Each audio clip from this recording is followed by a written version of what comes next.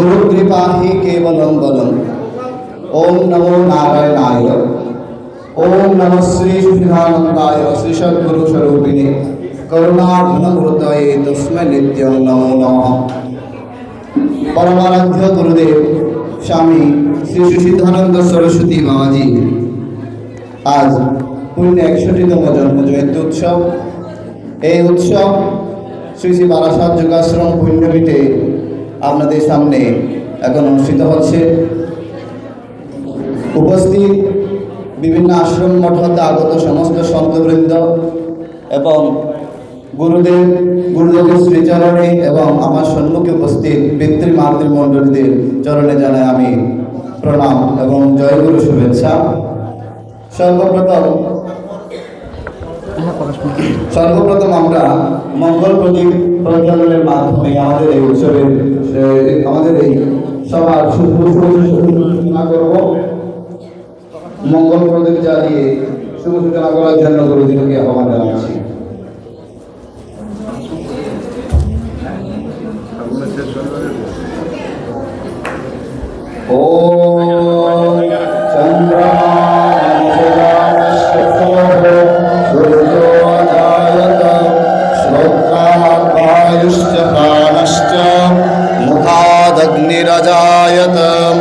अग्निर्ज्योतिरविज्योति चंद्रज्योति तथैव च त्वमेव ज्योतिषां ज्योति दीपयान् प्रतिगृहताम्। मंगलम भगवान् विष्णु मंगलम गरुडध्वज मंगलम पुंडरीकाक्षो मंगलाय तनूहरिः। ओम सर्वमंगलमंगल्ये शिवे सर्वार्थसाधिके शरण्ये त्र्यंबके गौरी नारायणी नमोस्तुते।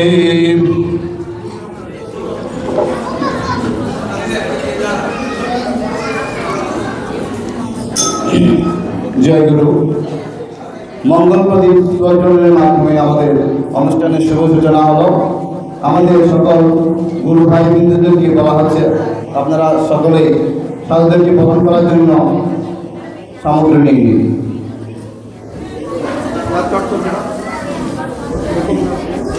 জয় গুরু।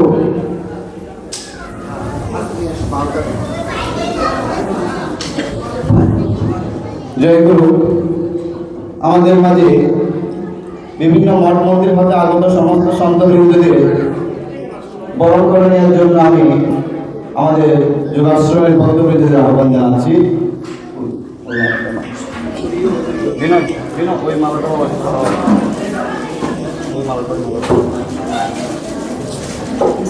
সর্বপ্রথম আমরা আজকে আমাদের যাকে কেন্দ্র করে আমাদের এই উৎসব আমাদের পূজ্য গুরুদেবকে বরণ করে নিচ্ছেন আমাদের আশ্রমের বিদ্যার্থী এবং সেই সাথে অন্যান্য মহাবৃন্দদেরকে বরণ করে নিচ্ছে আমাদের আশ্রমের সকল ভক্তবৃন্দগণ। জয় গুরু। ওম জয় জয়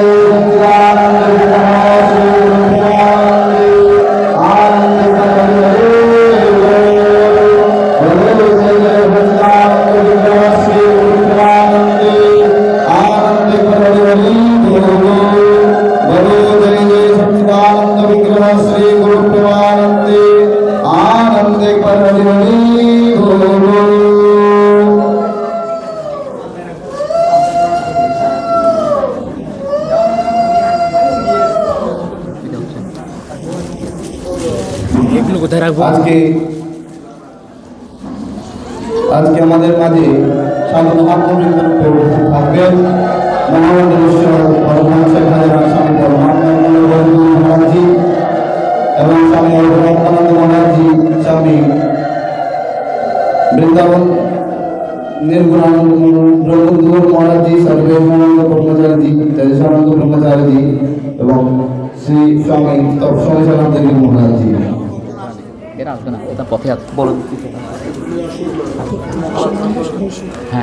सर्वप्रथम আমাদের এই সনাতনী সভার শুভারম্ভ পুরুষ সূক্ত পাঠের মাধ্যমে করতে যাচ্ছি। ओम सहस्रशीर्षापूर्णः सहस्राक्षर सहस्रपाद सबूमिग् दिग्गुं सर्वतः स्मृत्वात्यतिष्ठद्दशाङ्गुलं पुरुक एवेदगुं सर्वं यद्भूतं यच्च भाव्यम् उतामृतत्वस्येषानुजदन्नेनातिरोहति एतावानस्य महिमा तु जायांश्च पूरुकः पादस्य विश्वभूतानि त्रिपादस्यामृतं दिवि त्रिपादुर्द उदित्पुरुकः पादस्येहा भवत्पुनः ततो विग्वं व्यक्रमत्शासनानशने अभि ततो विराडजायत विराजो अधिपूरुकः स जातो अतिर्जित पश्चात् भूमिमतो पुरः तस्मादग्न्या सर्वभूतः संभृतं मृगदाज्यं पशुंस्तां चक्रे वायव्यानारण्यग्राम्याश्च जे तस्मादग्न्यात् सर्वभूतरिचसामानि जग्निरे चन्दागुषि जग्निरे तस्माद्यजुस्तस्मादजायत तस्मादश्वजायन्त जे केचोभयादतः गावोह जग्निरे तस्माज्जाता जावयः तन्यग्नं बर्हिः प्रोक्षन् पुरुकं जातमग्रतः तेन देवा अयजन्त साध्यारिकयश्च जे जत्पुरुकं व्यदधो गतिदा व्यकल्पयन्नां मुखं किमस्यासीत् किं बाहु किमुरुपादा उच्येते ब्राह्मणोऽस्य मुखमासीत् बाहुराजन्यः कृतः पुरोस्तद्वैश्यः पदभ्यां कुशूद्रो अजायत चन्द्रमा मनसो जातश्चक्षुः सूर्यो अजायत श्रोत्राद् वायुश्च प्राणश्च मुखादग्निरजायत नाभ्यायासीदन्तरिक्षगुं श्रीष्णोद्योः समवर्तत पदव्यां भूमिर्दिशः श्रोत्रात् तथा लोकान् कल्पयन् जद्पुरुकेन हविका देवा जग्नमतन्वत वसन्तोऽस्यासीदज्यं ग्रीग्मैदमः शरद्भिः सप्तस्यासन् परिधयस्त्रिः सप्तसमिदः कृताः देवा यद्यज्ञं तन्वानायवद्नं पुरुकं पशुम्भां यज्ञेन यज्ञमयजन्त देवा तानि धर्माणि प्रथमान्यासन् तेह नागं महिमानः स चन्द्र यत्र पूर्वे साद्याः सन्ति देवाः अद्यः संवृतः पृथिव्यैरसाच्च विश्वकर्मणः समवर्तताग्रे तस्य त्वष्टा विदधद्रूपमैति तन्मर्तस्य देवत्वमाजानमग्रे वेदाहमेतं पुरुकं महन्तमादित्यवर्णं तमसः परस्तात् तमेव विदित्वाति मृत्युमेति नन्यः विद्यते यनाय प्रजापतिश्चरति गर्भे अन्तर्जायमानो बहुधा विजायते तस्य योनिं परिपश्यन्ति धीरा तस्मिन् हतस्तुर्भुवनानि विश्वा यो देवेभ्यो यातपतिजो देवानां पुरोहितः पूर्वजो देवेभ्यो जातो नमो रुचाय ब्रह्मणे रुचं ब्राह्मं जनयन्तु देवाय अग्रे तदब्रुवन्नां यस्त्वेवं ब्राह्मणो विद्यास्तस्य देवाय संवशे श्रेष्ठते लक्ष्मीश्च पत्न्या वहोरात्रे पार्श्वे नक्षत्राणि रूपमश्विनो व्यक्तं इष्णान्निघानामुम्मयेकानः सर्वलोकं मयेकानः ॐ श्री नारायणाय समर्पयामि। जय गुरु मंगलाचरणের মাধ্যমে আমাদের এই সনাতনী সভার শুভারম্ভ হলো। এবার আমাদের সর্বপ্রথম আমাদের এই অনশন সনাতনী সভার প্রবচন করার জন্য আমি আহ্বান জানাচ্ছি আমাদের আশ্রমের জ্ঞানবৃদ্ধ সন্ন্যাসী স্বামী নির্বাণানন্দ সরস্বতী মহারাজজি। আমাদের আজকের এই সনাতনী ধর্মসভার বিষয়বস্তু শ্রীমদ্ ভগবত গীতাকে কেন্দ্র করে, যে গীতা আজ থেকে প্রায় 5000 কিছু বছর পূর্বে 5125 বছর পূর্বে ধর্মক্ষেত্রের কুরুক্ষেত্রের ময়দানে ভগবান শ্রীকৃষ্ণ অর্জুনকে এই গীতোপদেশ করেছিলেন শোক এবং মোহ অপনোদনের জন্য। তখনের পরিবেশ ছিল একরকম, বর্তমান যুগের পরিবেশ অন্যরকম। তখন ভগবান যে গীতা সে অর্জুনকে শ্রবণ করিয়েছিলেন, আজকের দিনে এসে আধুনিক যুগে এসে সেই গীতার প্রয়োজনীয়তা আমরা কতটুকু অনুভব করতে পারি? আদৌ কি সেই গীতা আমরা উপলব্ধি করতে পারছি? যেরূপ অর্জুন উপলব্ধি করে গীতার শেষে গিয়ে বলেছিলেন, নষ্ট মোহ স্মৃতির্লব্ধা তৎপ্রসাদান মায়াচ্যুত স্থিতোস্মি গত সন্দেহ করিষ্যে বচনং তব। অর্থাৎ এটি হচ্ছে গীতা শ্রবণের ফল, শোক এবং মোহ অপনোদন হয়ে যায়। তো বর্তমান সমাজে এসে, বর্তমান সমাজের পরিপ্রেক্ষিতে সেই গীতা আমাদের কতটুকু ভূমিকা পালন করে আমাদের শোক ও মোহ নিবারণের জন্য, এই প্রসঙ্গ নিয়ে সর্বপ্রথম আমি আমাদের আশ্রমের বয়োজ্যেষ্ঠ পূজ্য স্বামী নির্বাণানন্দ সরস্বতী মহারাজকে আহ্বান করছি মঞ্চে এসে কিছু বলার জন্য।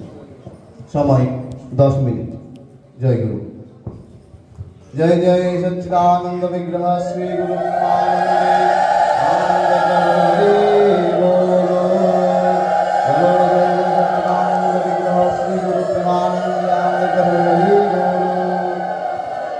রামদা, রামদা, এটা কানেক্ট আছে? লাইট জ্বলছে না কেন?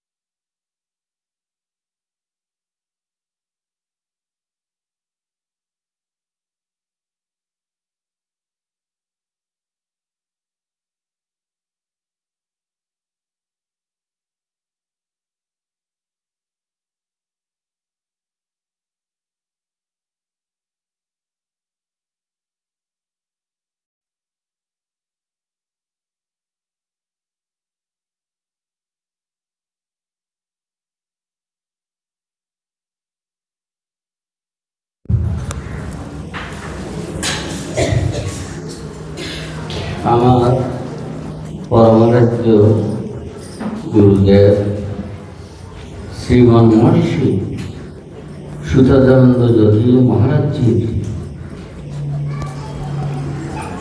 যে আমাদের জন্য তিনি যে উপহার দিয়ে গেছেন, সেই আশ্রমের মঠাধীশ আচার্যবর স্বামী সুসিদ্ধানন্দজির শ্রীচরণে আমার বিয়োগীয় প্রণাম নিবেদন করছি। মঞ্চে উপস্থিত সন্তমণ্ডলীদের আমার প্রণাম জানাচ্ছি। নরনারায়ণ সদৃশ ভক্তমণ্ডলী, মা ভগবতীর অংশরূপা মাতৃমণ্ডলী, সবাইকে জানাই আমার ভাগবতী প্রণাম, শুভেচ্ছা। গীতা সম্পর্কে আমাদের একটি ধারণা সঠিক নয়। সেটা হলো কি, গীতা আজ থেকে 5000 বছর আগে আবির্ভূত, এটা ঠিক নয়। কারণ ভগবানের জ্ঞানের কোনো আরম্ভ নেই, এটার উৎপত্তি নেই, এটা নিত্য। সৃষ্টি যখন আরম্ভ হয়েছিল তখনই গীতা ছিল। শ্রী ভগবানজি শ্রী গীতার 4th অধ্যায়ে তিনি এই বিষয়ে একটি ইঙ্গিত করেছেন যে ইমং বিবস্বতে যোগম প্রক্তমান অহব্যয়ম। আমি বিবস্বতকে এটা প্রথম বলেছিলাম।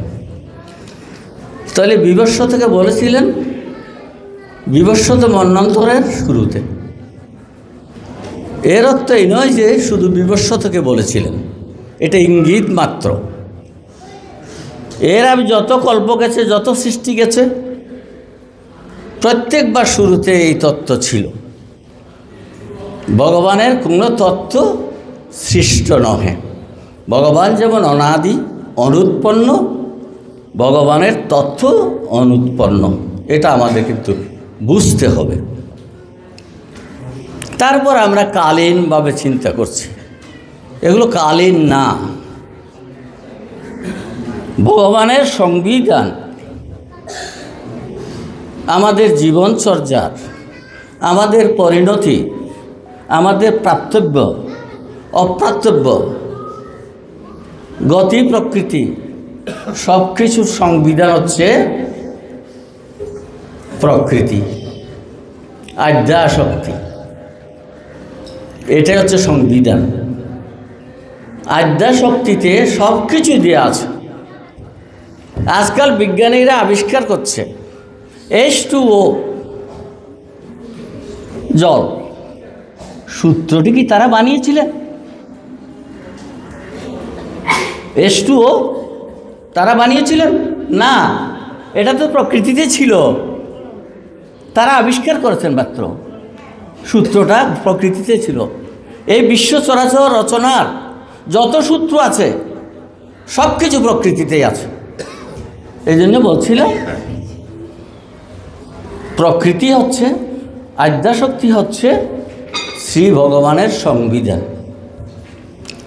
এই প্রকৃতির যে সংবিধান আছে, সেই সংবিধান অনুযায়ী আমাদের জীবনকে পরিচালনা করতে হয়। যে আমরা কর্ম এবং চিন্তন, এগুলো হচ্ছে আমাদের জীবনের আপওয়ার্ড এবং ডাউনওয়ার্ড নির্ধারণের বিষয়। আমরা এখন ইন্টারনেট আছে, বাটনে টিপ দিলে যা চায় তাই পায়। হ্যাঁ, ঠিক তেমনিভাবে আমাদের এই জীবনচর্যার বাটনে নিত্যই প্রেশার পড়ছে। আমি যখন চিন্তা করি, এটি একটি প্রেশার। আমি যখন কর্ম করি, এটি একটি প্রেশার। তদ অনুযায়ী রেজাল্ট হবে। একবার টিপ পড়ে গেলে সেটা রিটার্ন হবে না। কাজে আমাদের সাবধান হতে হবে। তাই ভগবান যে শ্রীগীতায় কর্মযোগ দিয়েছেন। কর্মযোগ, কর্ম একটা মনন দ্বারা হয়, আর একটা আমাদের বহিরঙ্গ যে ইন্দ্রিয় দ্বারা হয়, করণ দ্বারা হয়। একটি অন্তঃকরণ, বহিকরণ, এগুলোর দ্বারা কর্ম সম্পাদিত হয়ে থাকে। তাই তিনি কর্মযোগ দিয়েছেন। বাটন টিপা যেন ডিস্টার্ব না হয়। এই কর্মযোগটা মানুষের জীবনকে নির্ধারণ করে দিয়ে থাকে। কিরূপ প্রেশার পড়ল, ভগবানজি বললেন পদ দুটি, একটি শুক্লপথ আর একটি কৃষ্ণপথ, শ্রীগীতায় বলেছেন। আর শুক্ল এবং কৃষ্ণপথের বাইরে তা হল বিপদ, পথ না, বিপদ। এই বিপদে যেন প্রেশার না পড়ে। অন্ততপক্ষে শুক্ল পথে প্রেশার না দিতে পারলেও কৃষ্ণপথে প্রেশারটা পড়ুক। কৃষ্ণপথ মানে পুণ্যকর্ম, পাপ নহে, পুণ্যকর্ম। পুণ্যকর্মের ফলে মানুষ শুভ লাভ করে থাকে, সুখ স্বাচ্ছন্দ্য লাভ করে থাকে, পার্থিব অভ্যুদয় লাভ করে থাকে, স্বর্গবাস হয়ে থাকে পুণ্যের ফলে। এই জন্য অন্তপক্ষে শুক্লপথ অবলম্বন করতে না পারলেও যেন আমরা বিপথে প্রেশারটা না দিই। এই জন্যই ভগবানজি কর্মযোগ এটার উপর বিশেষ গুরুত্ব দিয়েছেন। কর্মযোগ মানে তিনি যা বুঝাচ্ছেন, তিনি বুঝাচ্ছেন নিষ্কাম হওয়া। আমরা ভগবানের সাথে লেনদেন করি, তাকে ব্যবসায়ী বানিয়ে ফেলেছি। ভগবানকে, ভগবান আমার এটা যদি করে দাও, তোমাকে তোমার কাছে পুজো দেব, হ্যাঁ, মোমবাতি ধরে জ্বালিয়ে দেব। ভগবান আমাদের মোমবাতির জন্য বসে আছেন নাকি? তোমার পূজার জন্য বসে আছেন? না, এর জন্য বসে নেই। আমরা যে ভগবানকে ডাকি, আমাদের ডাকার জন্যও তিনি বসে নেই। ভগবানকে আমরা ডাকবো, যদিও তিনি বলছেন মাং নমস্কুরু মদ ভক্ত মদ জাজি, যদিও বলছেন কেন আমরা তো অজ্ঞ বলে এগুলো বলে আমাকে ডাকো, এরূপ বলতে হয়। কিন্তু আমাদের ডাকের জন্য তিনি বসে নাই। আমরা ডাকলে তিনি বড় হবেন, না ডাকলে তিনি ছোট হয়ে যাবেন, এমনটি নয়। ডাকার উদ্দেশ্য হচ্ছে মানুষের মধ্যে দেবত্ব সৃষ্টি করা, মনুষ্যত্ব সৃষ্টি করা, উদারত্ব সৃষ্টি করা, নিত্যত্ব সৃষ্টি করা। ভগবানকে যখন আমরা ডাকি, ভগবান বলেছেন যে যে ভাব অন্তরেতে করিয়া স্মরণ, কলেবর পরিত্যাগ করে জীবগণ, সেইভাবে চিত্ত নিবিষ্ট থাকায় কোন থেকেও দেহান্তে জীব সেই ভাব পাই। ভগবান বললেন তুমি যা ভাববে তাই হবে, আমার উপর কিছু রাখি নাই। তুমি কি হতে চাও সেটি ভাবনা করো, সেটি ভাবলে তুমি যদি ভালো। ওই যে আমাদের রাজা ভরত, তিনি হরিণ ভাবনা করেছিলেন, হরিণ ভাবনা করাতেই তিনি হরিণ হয়েছেন।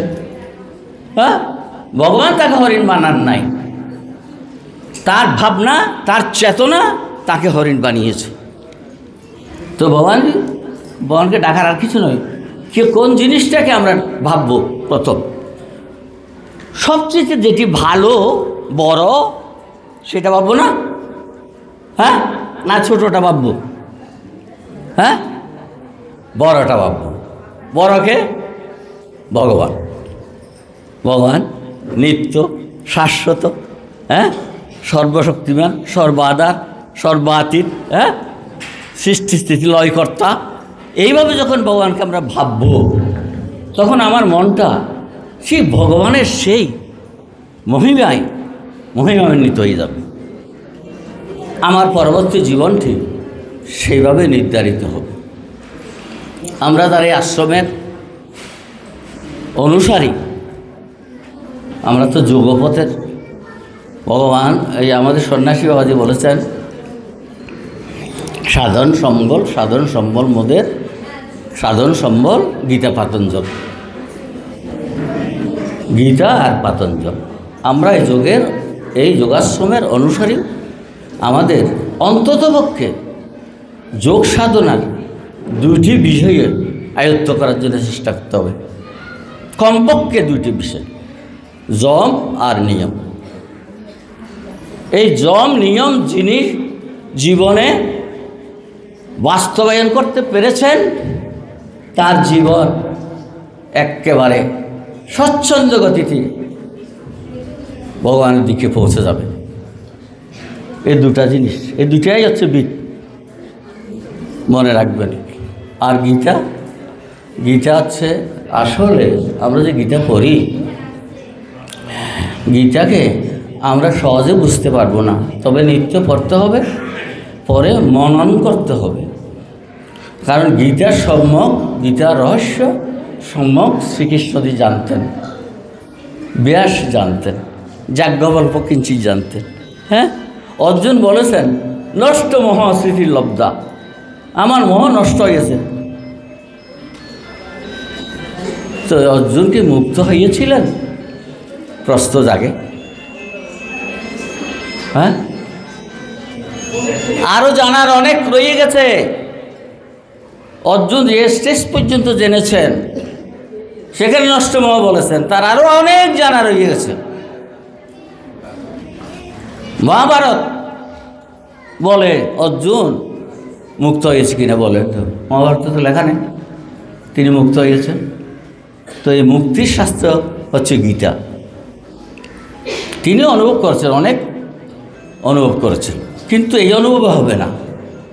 আর ভগবান যখন গীতা বলছিলেন অর্জুনকে, অর্জুনের যে জৈবিক সত্তা তিনি কেড়ে নিয়েছিলেন। যতক্ষণ পর্যন্ত জৈবিক সত্তা বিদ্যমান থাকে মানুষের মধ্যে, ততক্ষণ পর্যন্ত গীতার তত্ত্ব প্রকাশিত হয় না। তিনি জৈবিক সত্তা কেড়ে নিয়েছিলেন, তার মধ্যে আত্মসত্তার বীজ সুপ্ত করেছিলেন ভগবানজি। তারপর কুরুক্ষেত্র মহাসমরাঙ্গনে যখন শ্রী ভগবানজি গীতা বলছিলেন, তখন শুনেছে কে? অর্জুন, আর কেউ শুনে নেয় মাঠে,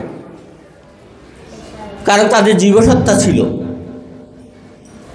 তারা শুনে নাই। কে শুনেছেন? ব্যাসদেব, তিনি আশ্রম বসে শুনেছেন। আর কে শুনেছেন? সঞ্জয়, তাকে দিব্যজ্ঞান দিয়েছিলেন ব্যাসদেব। দেখেছেন, দিব্যজ্ঞান না দিলে গীতা শোনা যায় না। গীতা এমন একটি তত্ত্ব, সেই তত্ত্বে পৌঁছতে হলে জীবসত্তা একেবারে লোপ হতে হয়, শিবসত্তার জাগৃতি হতে হয়, তখন গীতা তত্ত্ব বোঝা যায়। আজ এতটুকু। ওম পূর্ণমদ পূর্ণমিদং পূর্ণাৎ পূর্ণমুদচ্যতে পূর্ণস্য পূর্ণমাদায়। পূজ্য স্বামী নির্বাণানন্দ সরস্বতী মহারাজকে জানাই অশেষ ধন্যবাদ এবং প্রণাম। তিনি আমাদের এই গীতার রহস্যকে আরও সুন্দরভাবে উত্থাপন আমাদের সামনে করেছেন। এখন আমরা পরবর্তী কার্যক্রম, আমাদের এটি হচ্ছে সনাতনী সভা। সভা শব্দের অর্থ যেখানে সভ্য মানুষ থাকে। তো সভ্য যারা, তাদের আচার আচরণ ব্যবহার অন্যরকম। তো সভায় যদি ফোন বাজে, কথা বলা হয়, সেটি সভ্যর লক্ষণ হয় না। তো সুতরাং সভার মর্যাদা রক্ষা করুন, সকলে ফোন সাইলেন্ট করে রাখুন। আমাদের প্রসঙ্গ চলছে শ্রী গীতা প্রসঙ্গ। তো গীতার প্রসঙ্গে গুরুদেবের একটি ছোট্ট কবিতা। গীতা মাতা, গীতা দেবতা, গীতা সর্বশাস্ত্রসার, গীতা মাতার পাদপদ্মে করি নমস্কার। গীতা পাঠ, গীতা ধ্যান যেবা করে নিত্য, গীতা কৃপা গীতা জ্ঞান লাভ করে সত্য। দুঃখী মানুষ সুখী হয় গীতা চর্চা করে, ঘরে ঘরে গীতা পাঠ করো প্রাণ ভরে। তাহলে এই গীতা পাঠ করলে কি হয়, গীতার প্রয়োজনীয়তা কি, গীতা জীবনকে কতটুকু আমাদেরকে সেই অজ্ঞান নাশ করে জ্ঞানের দিকে নিয়ে যায়, ইত্যাদি প্রসঙ্গ নিয়ে আমাদের উপস্থিত মহাত্মাগণ আপনাদের সম্মুখে বক্তব্য রাখবেন। আমি এখন মঞ্চে আহ্বান জানাই পূজ্য স্বামী অচ্যুতানন্দপুরী মহারাজজিকে। इंटरनेशनल वेदांत सोसाइटी থেকে আগত স্বামী আচার্য অচ্যুতানন্দপুরীজি মহারাজ।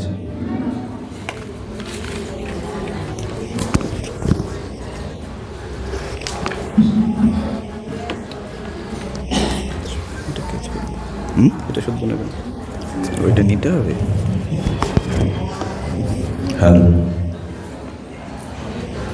আমি আমার ভগবানের পায়ে শতকোটি প্রণাম জানাই।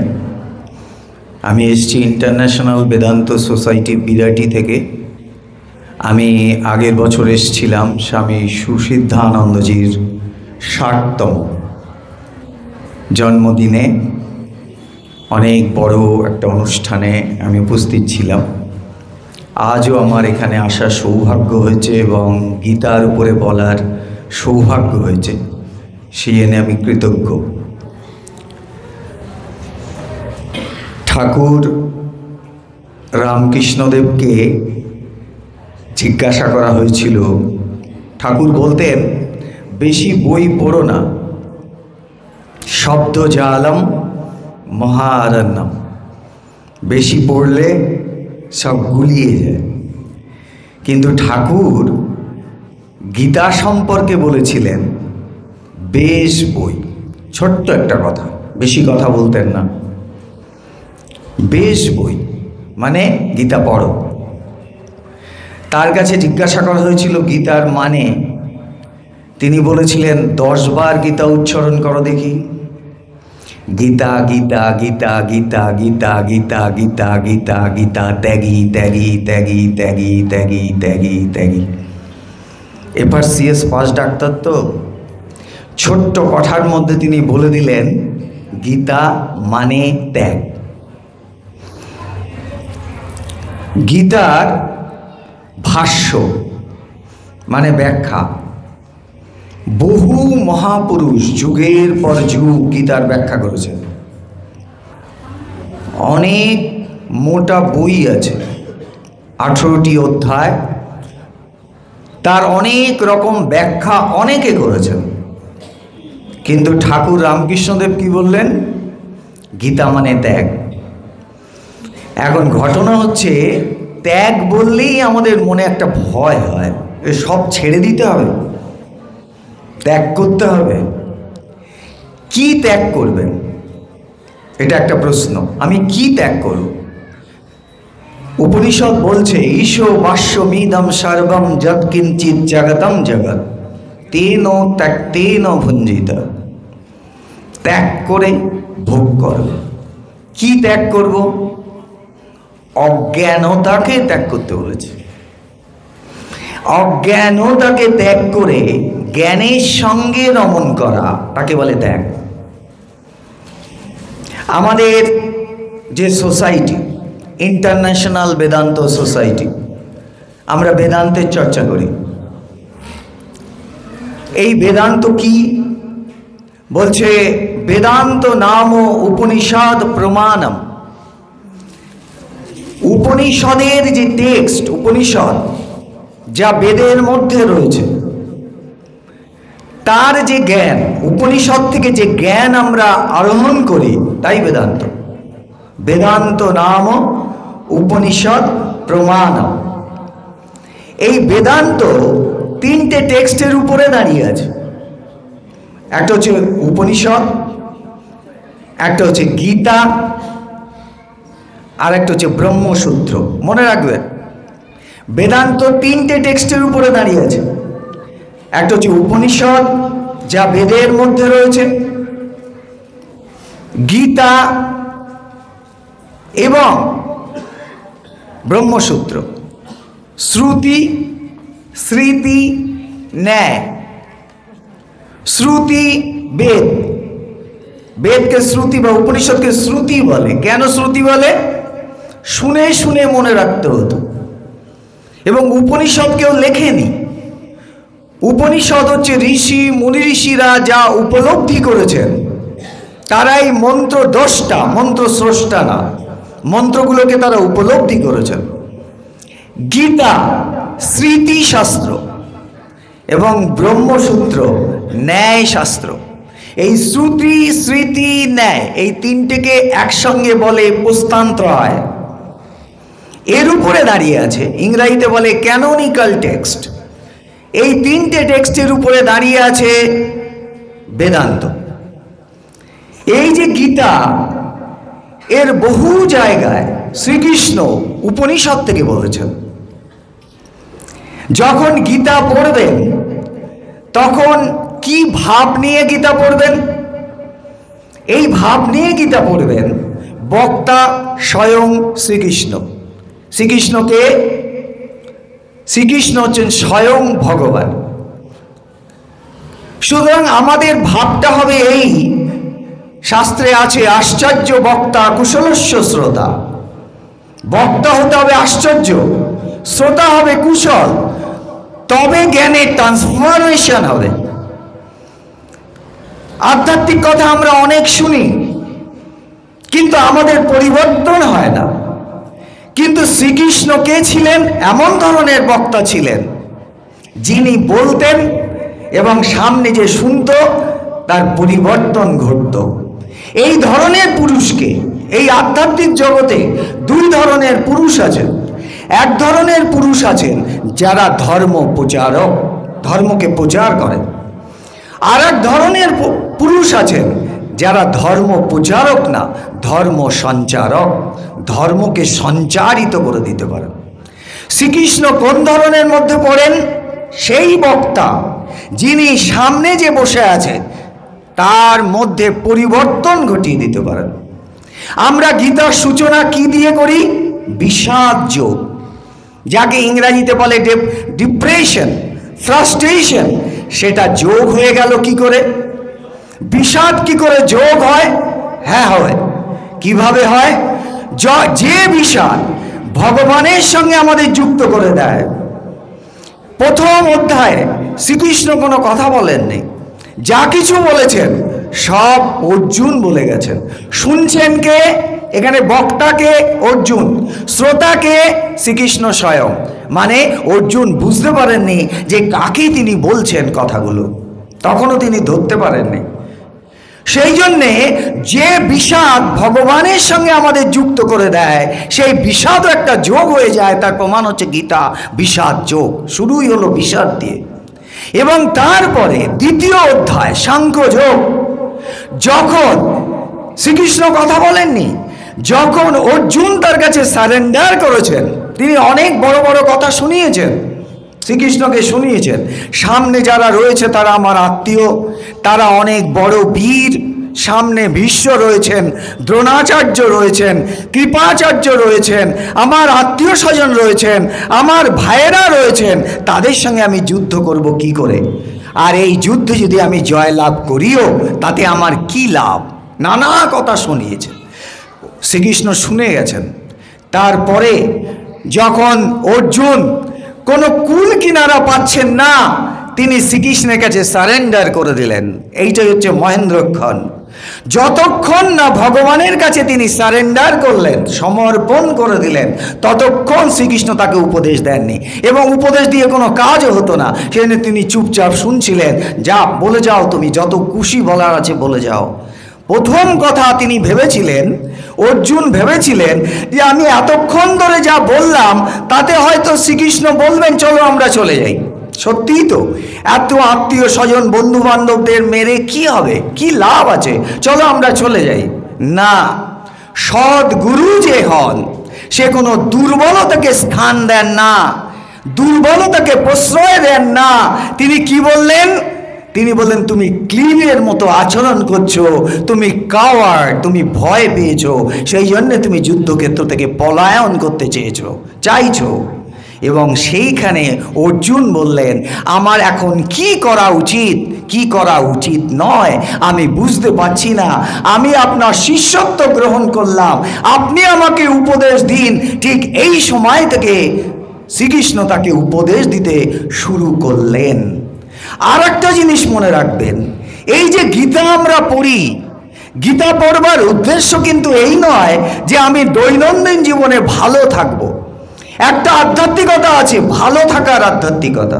হ্যাঁ, একটা ধার্মিক জীবনযাপন করা, একটা ধার্মিক জীবনযাপন করা, পুজো আর্চা করা, দীক্ষা নেওয়া, একটা ভালো জীবনযাপন করা, যাতে আমার শরীর ঠিক থাকে, আমার বাড়ির লোক ঠিক থাকে, আমার সব ঠিক থাকে। এই যে ভালো থাকার আধ্যাত্মিকতা, this is called lower level spirituality. এটাও এক ধরনের স্পিরিচুয়ালিটি, কিন্তু লোয়ার লেভেল। যেমন বেদের মধ্যে আছে কর্মকাণ্ডও আছে, আবার জ্ঞানকাণ্ডও আছে। কর্মকাণ্ডের মধ্যে কি আছে? রিচুয়ালস, আচার আচরণ, যাগ যজ্ঞ হোম। কেন? কি আছে এই কর্মকাণ্ডের মধ্যে? যত কিছু কামনা বাসনা পূরণ করবার জন্যে যে পদ্ধতি, সেগুলো কি? পুত্র হচ্ছে না, পুত্রেষ্টি যজ্ঞ। শত্রু আক্রমণ করেছে, শত্রুর হাত থেকে বাঁচার জন্যে যজ্ঞ। কিংবা এই ধরনের বৃষ্টি হচ্ছে না, খরা চলছে, বৃষ্টির জন্যে যজ্ঞ। এই ধরনের যে রিচুয়ালসগুলো আছে, এটাও কর্মকাণ্ডের মধ্যে আছে। তারই কিন্তু সব থেকে বেশি মন্ত্রের সংখ্যা সেখানে, 80% মন্ত্র সেখানে। কিন্তু বেদান্ত বা জ্ঞানকাণ্ড বেদের মধ্যে তার মন্ত্র সংখ্যা মাত্র 20%। এবং সেখানে কি আছে? সেখানে কি বলছে? বলছে স্বরূপত তুমি কে। তোমাকে যদি বলা হয় তুমি কে, সঙ্গে সঙ্গে তুমি আঙুল দিয়ে দেখিয়ে দেবে এই আমি, এই শরীরটা আমি। এর থেকে বেশি কিছু তুমি জানো না, সেই জন্য তুমি এত ভুগছো। তোমার এই দুঃখের কারণ কি? তোমার এই সাফারিংসের কারণ কি? তোমার এই ডিপ্রেশনের কারণ কি? তোমার এই ফ্রাস্ট্রেশনের কারণ কি? অজ্ঞানতা। তুমি জানো না তুমি কে। এই যে জানো না তুমি কে, তুমি ভাবো তুমি দেহ এবং মন বিশিষ্ট একটা সেপারেট এন্টিটি, জগৎ থেকে তুমি সম্পূর্ণ একটা আলাদা সত্তা। এই সত্তা সর্বসময় ভয়ে সংকুচিত হয়ে থাকে, আমার কি হবে, আমি শেষ হয়ে যাব, আমার শরীর শেষ হয়ে যাবে। আর এখানে গীতাতে বলছে বাসাংশী জীর্ণানি যথা বিহায় নবানি, বলছে যে এই শরীরটা যাবে কিন্তু তুমি থাকবে। বেদান্ত ঠিক একই কথা বলে, উপনিষদ ঠিক একই কথা বলে যে তুমি এই শরীর কিংবা মন নও। তাহলে তোমার পরিচয় কি? বেদান্ত যা বলছে, গীতা না জায়তে মৃয়তে, তোমার জন্ম নেই মৃত্যুও নেই, তুমি সেই নিত্য শুদ্ধ বুদ্ধ মুক্ত আত্মা বা জ্ঞান স্বরূপ। তুমি নিত্য, চারপাশে যা কিছু দেখছো সব অনিত্য। তুমি চারপাশে যা কিছু দেখছো কিচ্ছু থাকবে না, সেই জন্য তাকে বলা হয় অনিত্য। তুমি নিত্য, তুমি শুদ্ধ, তোমাকে কেউ অপবিত্র করতে পারে না। তুমি চির শুদ্ধ, কিন্তু তুমি ভাবো সর্বসময় আমি অশুদ্ধ হয়ে আছি। তুমি নিত্য শুদ্ধ বুদ্ধ, তুমি জ্ঞান স্বরূপ, এবং তোমার মুক্তির পর্যন্ত কোনো দরকার নেই, কারণ তুমি মুক্তি স্বরূপ, নিত্য শুদ্ধ বুদ্ধ মুক্ত আত্মা বা জ্ঞান স্বরূপ। এই জ্ঞান যতক্ষণ না তোমার মধ্যে হচ্ছে, ততক্ষণ তোমার এই যে হীনমন্যতা, এই যে ছোটত্ব, এই যে ক্ষুদ্রত্ব, এই যে দুঃখ, এই যে কষ্ট কাটবে না। কর্ণ ততক্ষণই হীনমন্যতায় ভুগেছে যতক্ষণ কর্ণ তার পরিচয়কে জানতো না। যে মুহূর্তে কর্ণ জানতে পারল যে আমি সুতপুত্র নই, আমি রাজ পরিবারের ছেলে, তার সমস্ত হীনমন্যতা কেটে গেল। ঠিক একই রকমভাবে গীতা পড়ার উদ্দেশ্য হচ্ছে মোক্ষ বা মুক্তি লাভ, এবং সেই জন্য একে মোক্ষ শাস্ত্র বলা হয়। অষ্টাদশ অধ্যায়ে মোক্ষ শাস্ত্রই আছে যে এটা মোক্ষ, তুমি মুক্তি লাভ করো। এই যে ছোট্ট একটা জীবন যাপন করছো, একটা ক্ষুদ্র জীবন যাপন করছো, এর থেকে মুক্ত হয়ে যাও, যাতে বারবার তোমাকে এই জন্ম মৃত্যুর চক্রের মধ্যে আবর্তিত না হতে হয়। এখান থেকে তুমি বেরিয়ে যেতে পারো। সবাইকে অশেষ ধন্যবাদ জানিয়ে, এখানে ডাকবার জন্যে, বলবার সুযোগ করে দেওয়ার জন্যে অশেষ ধন্যবাদ জানিয়ে আমি আমার বক্তব্য শেষ করছি। জয় ভগবান।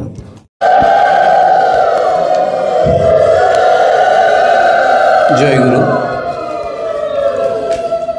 অসাধারণ একটি বক্তব্যের মাধ্যমে আমাদেরকে গীতার উপদেশ রাশিগুলো ক্রমে ক্রমে শ্রবণ করালেন।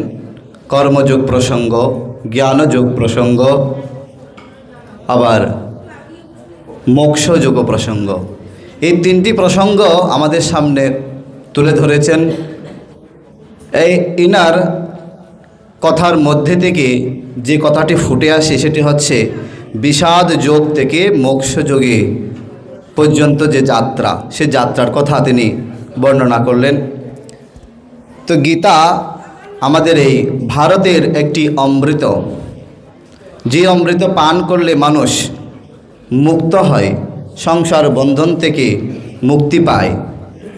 তো এই গীতা নিয়ে বিভিন্ন জনের বিভিন্ন রকম ভাষ্য আদি রয়েছে, কিন্তু সে ভাষ্যগুলোকে গ্রহণ করার মতো সামর্থ্য সাধারণ বুদ্ধিতে বা মোহ আছে যে বুদ্ধিতে, সে বুদ্ধিতে গ্রহণ করা সম্ভব নয়। তো যারা সাধু মহাত্মাবৃন্দ তারা তপশ্চর্যা করে নিজের মোহ কাটিয়ে সেই অধ্যয়নের দ্বারা সেই তত্ত্বকে নিজে বোধ করেন, তারপর তারা অন্যকে শ্রবণ করান, যার মাধ্যমে আমরা সেই গীতার তথ্যকে উপলব্ধি করার একটি সুযোগ পেয়ে যাই। তো এখন আমি সেই গীতার প্রসঙ্গকে উল্লেখ করার জন্য, গীতার প্রসঙ্গ কিছু বলার জন্য আমি আহ্বান জানাচ্ছি ভবাপালার আশ্রম সুখচরের বর্তমান অধ্যক্ষ পূজ্য স্বামী সোমেশানন্দ গিরি মহারাজজি। তিনি আমাদেরকে বর্তমান পরিপ্রেক্ষিতে গীতার যে প্রয়োজনীয়তা, সেই প্রয়োজনীয়তা সম্পর্কে আমাদেরকে বলবেন। জয় গুরু।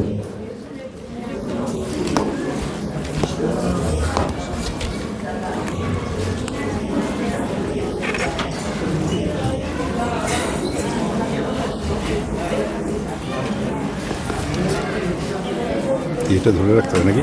এরমভাবে এরমভাবে ধরলে হবে?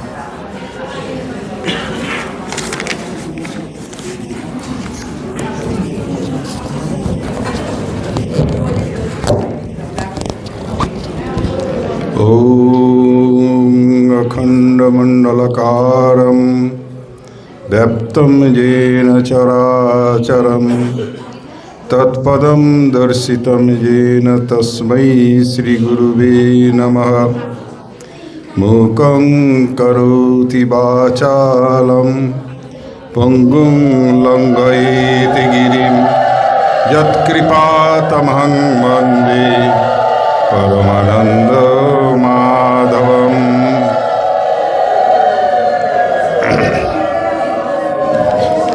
সর্বপ্রথম আমার পরমারাধ্য গুরুদেব শ্রী শ্রী ঠাকুর বাবা পাগলার চরণে প্রণাম জানাই মন্দিরে অধিষ্ঠাত্রী সব দেবদেবী এবং মঞ্চে উপবিষ্ট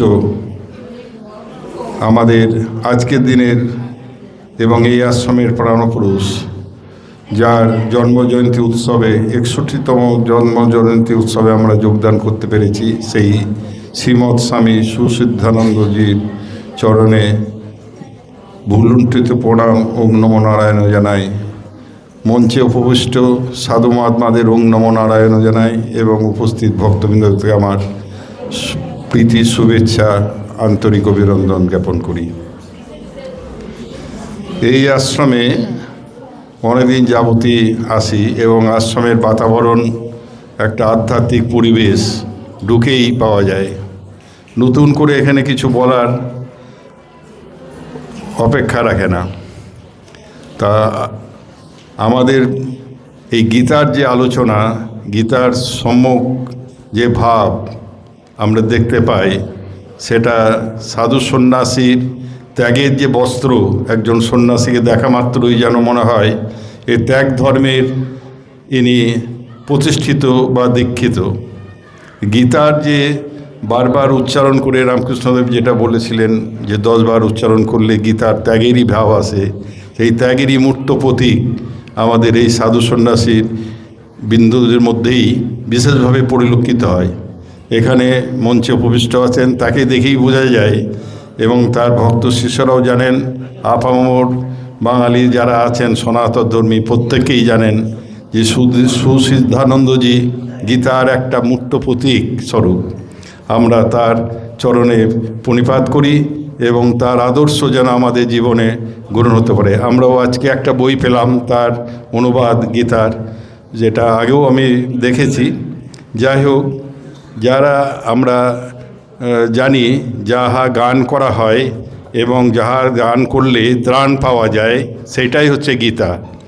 আমাদের ভবা পাগলার বাণী আছে যে গানই সর্বশ্রেষ্ঠ সাধনা, লাগে না মন্ত্রতন্ত্র, লাগে না ফুলচন্দন, মন্ত্রতন্ত্র লাগে না। তাই সেই গান হচ্ছে সাধনার সঙ্গীত এবং তার মধ্য দিয়েই আমরা গীতার আসল রহস্য অল্প সময়ের মধ্যেই মনকে আমরা অতীন্দ্র রাজ্যে নিয়ে যেতে পারি।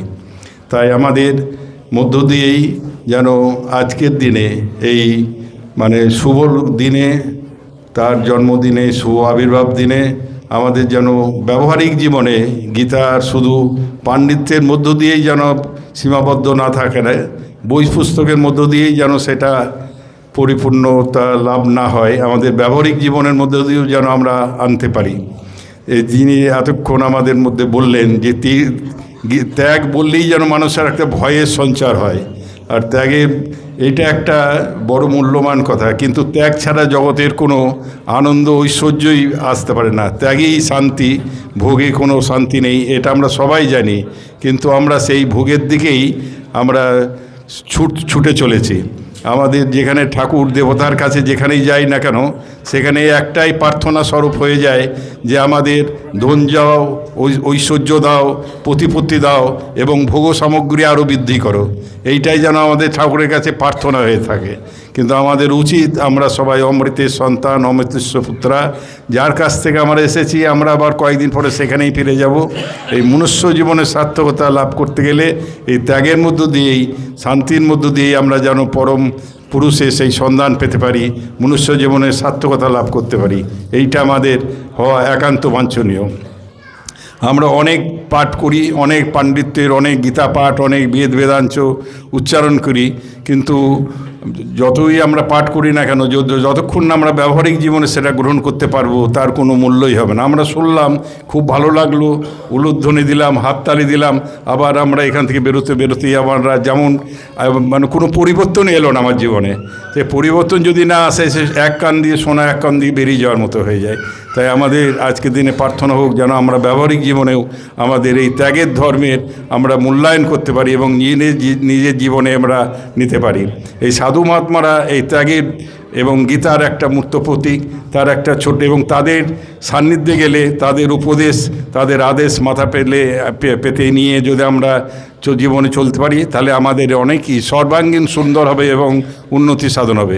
ছোট্ট একটা গল্পের মধ্য দিয়েই আমি আমার প্রবচন সমাপ্ত করব, কারণ অনেক সব মহারাজরা আছেন এবং সময়ও আস্তে আস্তে চলে যাচ্ছে আমাদের যে পরবর্তী কার্যক্রম তার দিকে। সেই জন্যে এক দেশে এক পুত ছিলেন, বিরাট ধনশালী। তা সেখানে একজন স্বজন ছিল তার অনেক, কিন্তু একজন স্বজনের কেউ ছিল না, একমাত্র একটা বাচ্চা ছিল। সেই বাচ্চার ছেলেটা তার অবস্থা খুব খারাপ দেখে তাকে তার পরিচারক, রাজপুতের পরিচারক তাকে ডেকে আনলো। ডেকে বললো, তোমার কি করে এখন চলবে? সে কিছুই বলতে পারছে না, বাচ্চা ছেলে। তখন বললো, তাহলে তুমি এক কাজ করো, আমাদের এখানে গোশালা আছে, এই গরু গাভী যারা আছে ভগবতী স্বরূপ, তাকে তুমি সেবা করো এবং মাঠে চড়িয়ে নিয়ে আসো, ঘাস খাওয়াও, খড় খাওয়াও, এই প্রতিপালন কাজ করো। তুমি এখানকার যে আহার্য বস্তু সব পাবে এবং তোমার বস্ত্র আদি সবই এখান থেকেই পাবে। সেই রাজপুত তাকে তার পরিচারকের মধ্য দিয়েই এইটা ওই বাচ্চাকে নিয়ে এলো এবং সেখানেই সে থাকলো। একদিন খুব দুপুরবেলায় ওই বাচ্চাটা মাঠে গরু চড়িয়ে যখন ফিরছে, গরমের মধ্য দিয়ে তার খুব জ্বালা গরম লেগে গেছে। তা যখন ফিরে পরিচারককে বলছে, আমি তো খুব ক্লান্ত হয়ে গেছি, একটু দই বা একটু ঘোল কিছু পাওয়া যাবে? পাওয়া গেলে আমি শান্ত হতে পারবো। তা সেটা রাজপুতের কাছে যখন পৌঁছালো কথাটা, তিনি খুব রাগান্বিত হলেন। বলছে, হ্যাঁ তুমি এসেছো এই কাজের জন্যে, আর তুমি দই এবং ঘোল খেতে চাইছো? তা এই কথা শুনে ওই বাচ্চা ছেলেটার খুব মনে কষ্ট পেল। কষ্ট হয়ে সে তখন সেই রাজপুতের দালান বাড়ি থেকে আস্তে আস্তে নির্গত হলো। নির্গত হয়ে টাউনশিপের দিকে যাচ্ছে। টাউনশিপে গিয়ে দেখে একটা সাধু মণ্ডলীর একটা আলোচনা সভা চলছে। তা সেখানে সে গিয়ে উপস্থিত হলো। যখন উপস্থিত হলো তখন দেখছে সাধুদের ভাষণ চলছে। তা সাধুদের সমীপে যখন গেল, একজন সাধু মণ্ডলীর মধ্যে একজন মহাত্মা বললেন, তুমি কোথায় থেকে এসেছো? সে বলল পূর্ববর্তী ঘটনা এবং বলল, তাহলে তুমি আমাদের সাথে থাকো এবং তুমি সাধু হয়ে যাও, তাহলে তোমার কোনো অন্ন বস্ত্রের কোনো অসুবিধা হবে না এবং তুমি ভালোভাবে জীবনযাত্রা করবে। সে সাধু হয়ে গেল, সাধু মণ্ডলীর সাথে থাকতে থাকতে সাধু হয়ে গেল। তারপরে তার পরিপ্রশ্ন জিজ্ঞাসা জাগলো মনের মধ্যে নানা রকম, কেন পৃথিবীতে এলাম, কি করতে এলাম, কি করব, কেন মনুষ্য জীবনের সার্থকতা। সে চলে গেল কাশী গিয়ে সে নানা রকম ধর্মগ্রন্থ পাঠ করতে লাগলো। পাঠ করে সে বড় পণ্ডিত হয়ে গেল। পণ্ডিত হতে হতে ক্রমান্বয়ে আস্তে আস্তে সে মহামণ্ডলেশ্বর হয়ে গেল। সাধু মহাত্মাদের যে একটা সর্বোচ্চ পদাসীন আছে আমাদের, সেখানে সে মহামণ্ডলেশ্বর পদে আসীন হয়ে গেল। তাই এই অবস্থা হওয়ার পরে তার সেই সাধু মণ্ডলীর কাছ থেকে যখন সে এসেছিল সেই শহর থেকে, তখন সেখানে সে একবার ফিরে যেতে ইচ্ছা প্রকাশ করলো। তা সেখানে যাওয়াতে সাধু মণ্ডলী তো তার মানে এই যে উত্তরণ তার পেয়ে তারা খুব আনন্দিত এবং তাকে সাদরে আহ্বান জানালো এবং সব সাধুমণ্ডলীর সঙ্গে সঙ্গে গ্রামবাসী শহরবাসী সব ভেঙে পড়লো তাকে দর্শন করার জন্যে।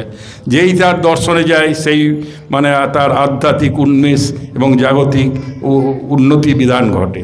এই কথা তো যখন রাজপুতের কানে গেল, রাজপুত বলল, তাহলে আমিও তো দর্শন করতে যাই, কোন এক মহামণ্ডলেশ্বর এসে আমি একবার দেখে আসি। তা সেই মহামণ্ডলেশ্বরকে দেখতে তিনি এলেন। সেই বাচ্চা ছেলেটা যে মহামণ্ডলেশ্বর হয়েছে, রাজপুত তার সপার্শ্বদ এসে সেই মহামণ্ডলেশ্বরকে দর্শন করতে এলেন। দর্শন করার পরে সে মুগ্ধ হয়ে গেল। মুগ্ধ হয়ে চিনতে পারেনি বাচ্চা ছেলেটাকে, যে তার বাড়িতেই কাজ করতো, গোচারণ করতো, গোশালা দেখতো, সে চিনতে পারেনি রাজপুত। তখন বলল, আমি আপনার চরণপান্তে একটা নিবেদন করি। বলুন আপনি কি বলতে চান? তখন বললো, আমার গৃহে আপনার শুভ পদার্পণ চাই, আপনার আশীর্বাদ আমরা নিতে চাই।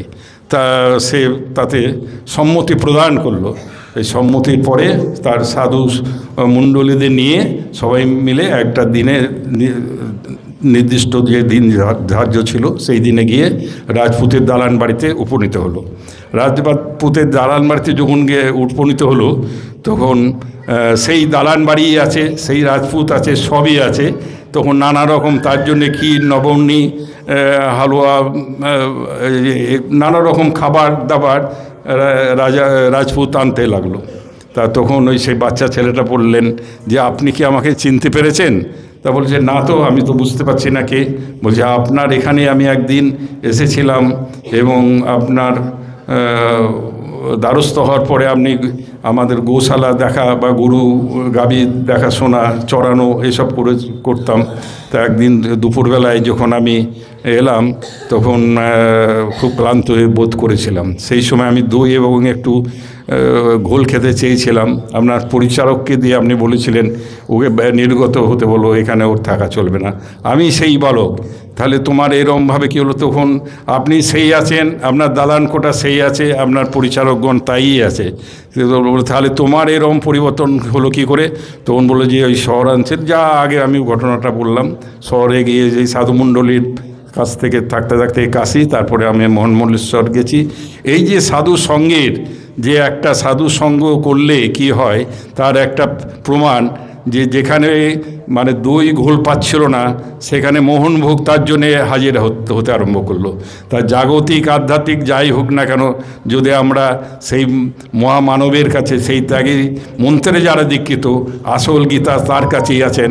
আমাদের মধ্যে উপস্থিত সুসিদ্ধানন্দজি আছেন, আপনারা তার চরণপন্থে থাকবেন এবং তার সংস্রবে আশা করি আমাদের দুধ ঘোল নামে একটু মোহনভোগ এসে হাজির হবে আমাদের জীবনে। এই সংক্ষিপ্ত বাক্য পুষ্পাঞ্জলি দিয়ে আপনি আমার এখানে সমাপ্ত করছি। হরি ওম তৎসৎ। জয় গুরু। এতক্ষণ ধরে আমরা গীতার বিষয়ে শ্রবণ করলাম। উপস্থিত মহাত্মা বৃন্দগণ আপনাদেরকে গীতার যে প্রয়োজনীয়তা এবং গীতার তথ্যটি অবগত করাচ্ছেন। এই তথ্যের ফাঁকে ফাঁকে আমরা মাঝে মাঝে কিছু গীতার যে মহিমা, সে মহিমার তত্ত্বটাও জানা দরকার। গীতার মহিমায় কিন্তু গীতাতে লেখা হয়নি, গীতার বাহিরে এর বর্ণনা। তো গীতার প্রশংসায় ভগবান নিজের মুখে বলছেন, গীতা মে হৃদয়ং পার্থ, অর্থাৎ ভগবান তার নিজের হৃদয়কে বললেন গীতা। গীতা মে হৃদয়ং পার্থ। তাহলে আমরা যে প্রতিদিন গীতা যে স্পর্শ করছি, গীতা দর্শন করছি, গীতা পাঠ করছি, তার মানে আমরা ভগবানকে পড়ছি, ভগবানকে স্পর্শ করছি। যদি ভগবানের কথায় বিশ্বাস থাকে, বিশ্বাস না থাকলে তাহলে সেই গীতার উপরেও সেই বিশ্বাস থাকবে না।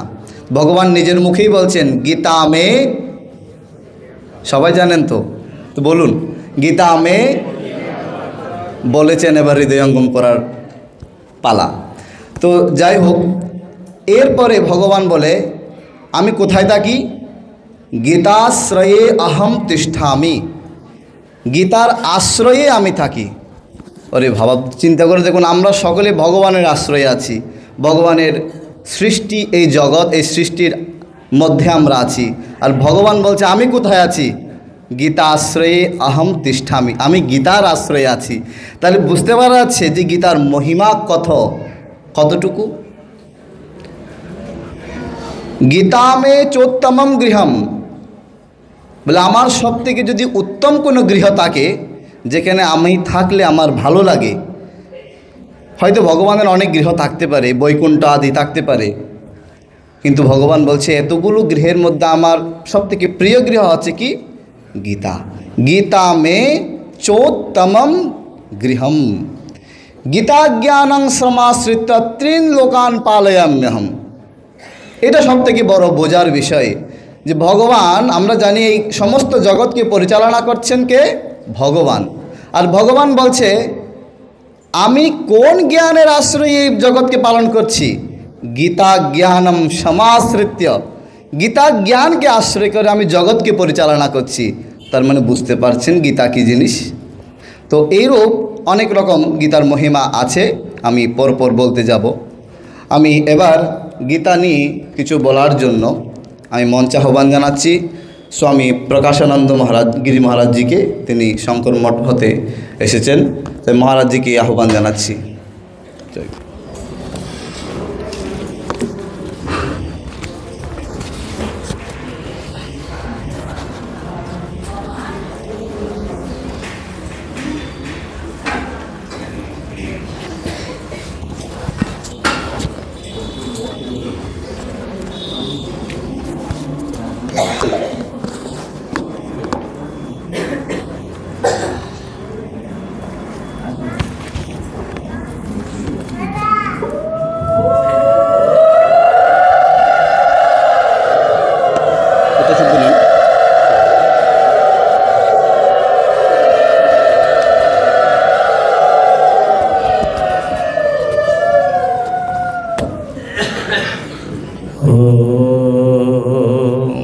सहना भवतु सहनौ भुनक्तु सह वीर्यं करवावहै तेजस्विनावधीतमस्तु मा विद्विषावहै।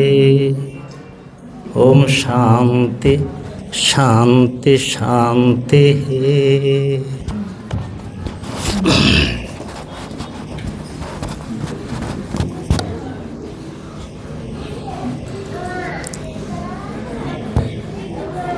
আজকের এই বারাসাত যোগাশ্রম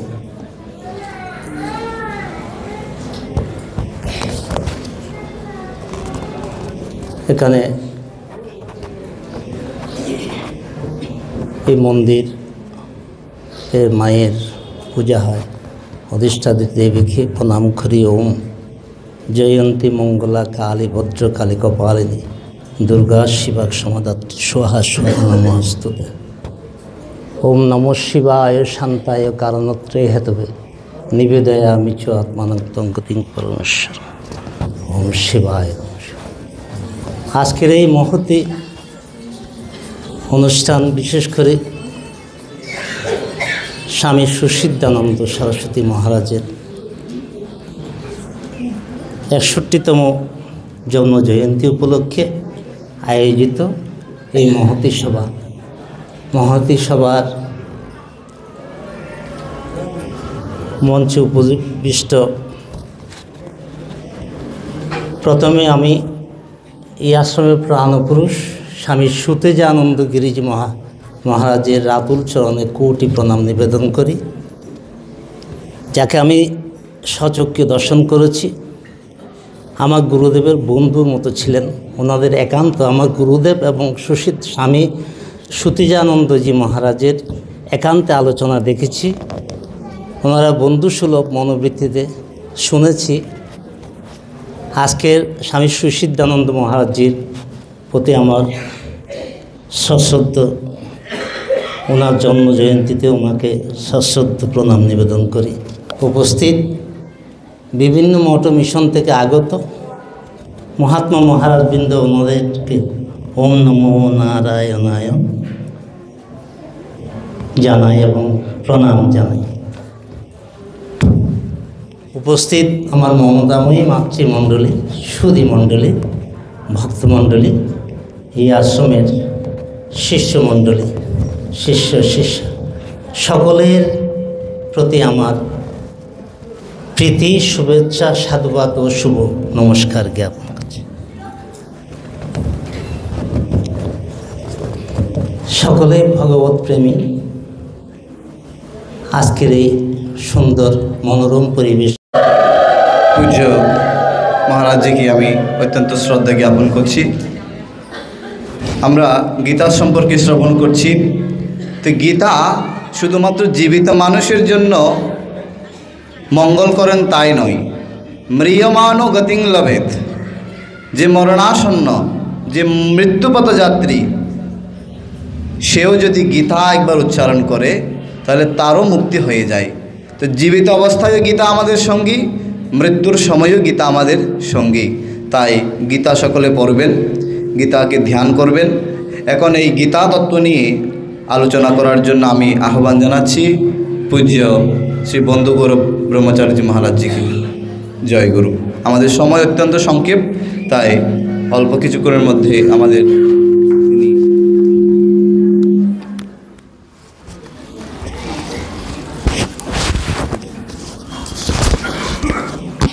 হরি ওম তৎসৎ।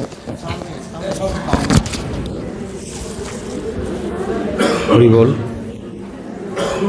यस्य प्रसादात् भगवत् प्रसाद, यस्य प्रसादान्न गते कुतोऽपि, ध्यायन् स्तुवंस्तस्य यशस्त्रिशन्धं, वन्दे गुरो श्रीचरणारविन्दं। हरे कृष्ण कृष्ण कृष्ण हरे हरे, हरे राम राम राम हरे हरे। वन्दे श्रीकृष्ण चैतन्य नित्यानंदौ सहोदितौ गौरदये पुष्पवन्तौ चित्रौ सन्दौ तमनुदौ। वन्दे ब्रह्म शिवाराध्यं पञ्चतत्त्वौ स्वरूपिणं, श्रीहरे पुरुषं वन्दे श्रीजगद्बन्धु सुन्दरं। वन्दे महापुरुष ते चरणारविन्दं। परम पूज्यपाद श्रीमद सुसिद्धानंद सरस्वती महाराज जी তার আতুল চরণে আমার বিনম্র ভক্তি প্রণাম এবং মঞ্চ উপস্থিত অন্যান্য সন্ত ভগবান প্রত্যেককেই আমার ওং নমো নারায়ণ। যারা মহারাজের স্নেহধন্য কৃপাধন্য মায়েরা, বাবারা, ছোটরা প্রত্যেককেই আমার ভালোবাসার শ্রদ্ধা জানাই। আমি আসলে এখন কল্যাণী থেকে এলাম, সেখানে একটা বড় র্যালি আমাকে উদ্বোধন করতে হলো, খুব ছুটতে ছুটতে এসেছি। যাই হোক, তবু আসতে পারলাম, মহারাজের কথা রাখতে পারলাম। গীতা সম্বন্ধে তো আপনারা অনেক শুনেছেন। আর আমাদের মহারাজের গীতার মূর্তি।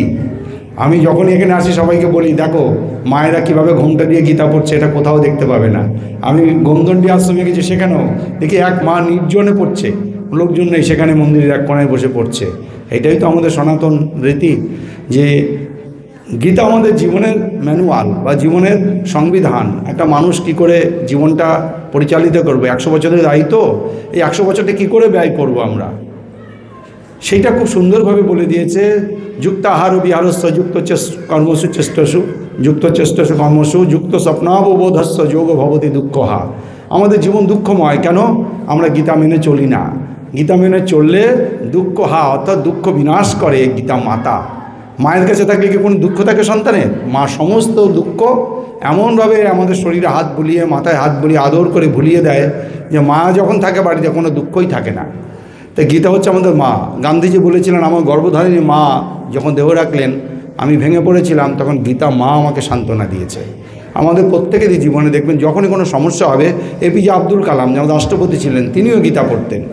এবং আইনস্টাইন বলুন বা বড় বড় বৈজ্ঞানিকরা বলুন, প্রত্যেকেই গীতাকে শ্রদ্ধা করেছেন। গীতা আমাদের মা। আর এই গীতাকে যে যত জীবনে একাত্ম করে নিতে পেরেছে, সে তো মহাপুরুষ হয়ে যাবেন। আমাদের মহানম্বরীজির গীতার ধ্যান, আমি বলি সবাইকে, যদি মহাপুরুষ হতে হয় মহানম্বরীজির গীতার ধ্যান পড়ুন। প্রত্যেকটা প্যারাগ্রাফে প্যারাগ্রাফে আপনাকে উন্নত থেকে উন্নততম এই সিঁড়ির ধাপে ধাপে আপনাকে উত্তোলন করে দিয়েছেন। খুব ভালো লাগলো, মহানামজি তার গীতাতে মহারাজজি একটা বাণী দিয়েছেন। দেখবেন আপনারা মহানম্রত ব্রহ্মচারীজি। আর তার দুই একটা কথা বলে শেষ করব। আমেরিকা গিয়েছিলেন স্বামীজির পরে 1933 খ্রিস্টাব্দে। তা ঘটনাক্রমে মহানামজিকে বলছেন, দেখুন আমরা এখানে একটা লাইব্রেরি করেছি, সব খ্রিস্টানদের বই আছে, সমস্ত বই, এখানে গীতাও একটা সেকশন আছে। 1500 সারা পৃথিবীর বিভিন্ন ভাষায় রচিত গীতার বিভিন্ন সংস্করণ আমরা এখানে রেখেছি। এটা চারটেখানি কথা না, আমাদের এখানে পাবেন না।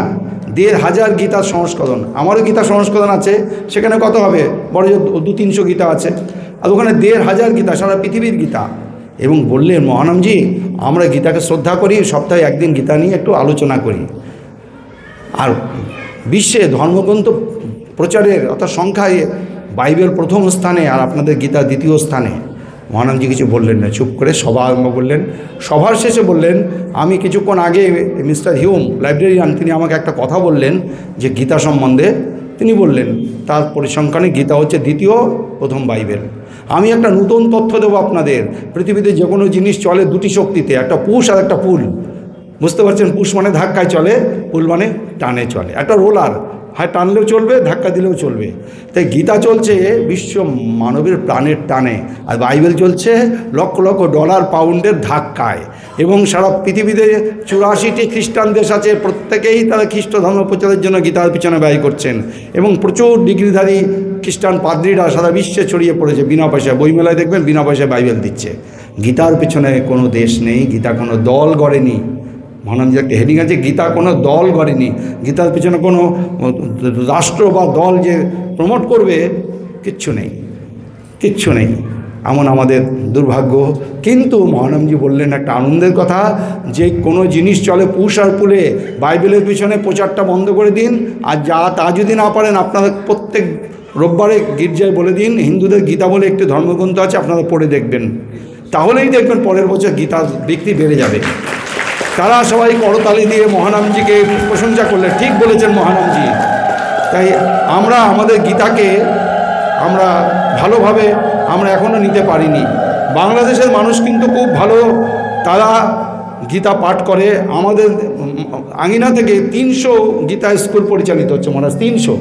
এবং সরকার থেকে এই গীতার পিছনে কিছু টাকাও দেয়, এবং ঘরটার করে দেওয়া, সেট করে দেওয়া, এগুলো করে। এবং যে কোনো সরকারি কাজে যেমন কোরআন পাঠায় তেমনি গীতা পাঠায়। আমাদের কান্তিবন্ধু ব্রহ্মচারী সরকারি আমন্ত্রণে যান, হাসিনা চেনেন, ওই সাধু বেটে করে সাধু আসবেন না, উনি আমাদের ভালো জানেন।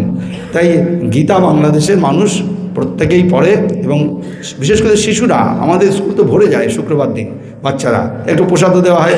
ময়মনসিংহে সর্বত্র সব মন্দিরেই গীতা পাঠ চলছে।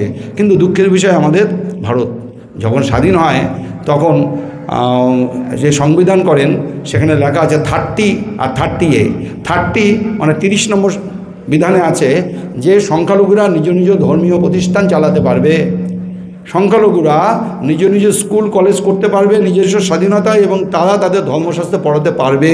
আর 30A-তে আছে সংখ্যাগুরুরা এটা পারবে না। বুঝে দেখুন কত গভীর চক্রান্ত। প্রথম থেকে ইসলামীকরণ আমাদের ভারতবর্ষের পেছনে চলছে।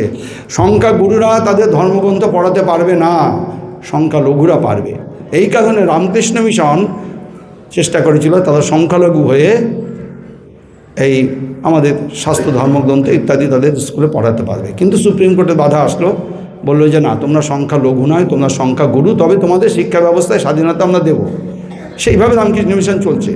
কিন্তু রামকৃষ্ণ মিশন যে সংখ্যালঘু হয়ে যেত, ভয়ঙ্কর ক্ষতি হতো আমাদের সনাতন ধর্মের থেকেই জন্ম। বৌদ্ধ ধর্ম বলুন, জৈন ধর্ম বলুন, শিখ ধর্ম বলুন, এ তো হিন্দুদেরই প্রোডাক্ট, হিন্দু সনাতন ধর্মেরই তো জন্ম। কিন্তু তারা এত বড় হয়ে গেছে, বাপকে মানে না। বৌদ্ধরা হিন্দু ধর্ম থেকে জন্ম, এটা মানে না। যেমন বাংলাদেশ মানে না ভারত তাদের জন্মদান করেছে, তাদের এখন নতুন বাবা হয়েছে পাকিস্তান। তাই সেই জন্য যে পিতাকে না মানে সে তো যারও সন্তান।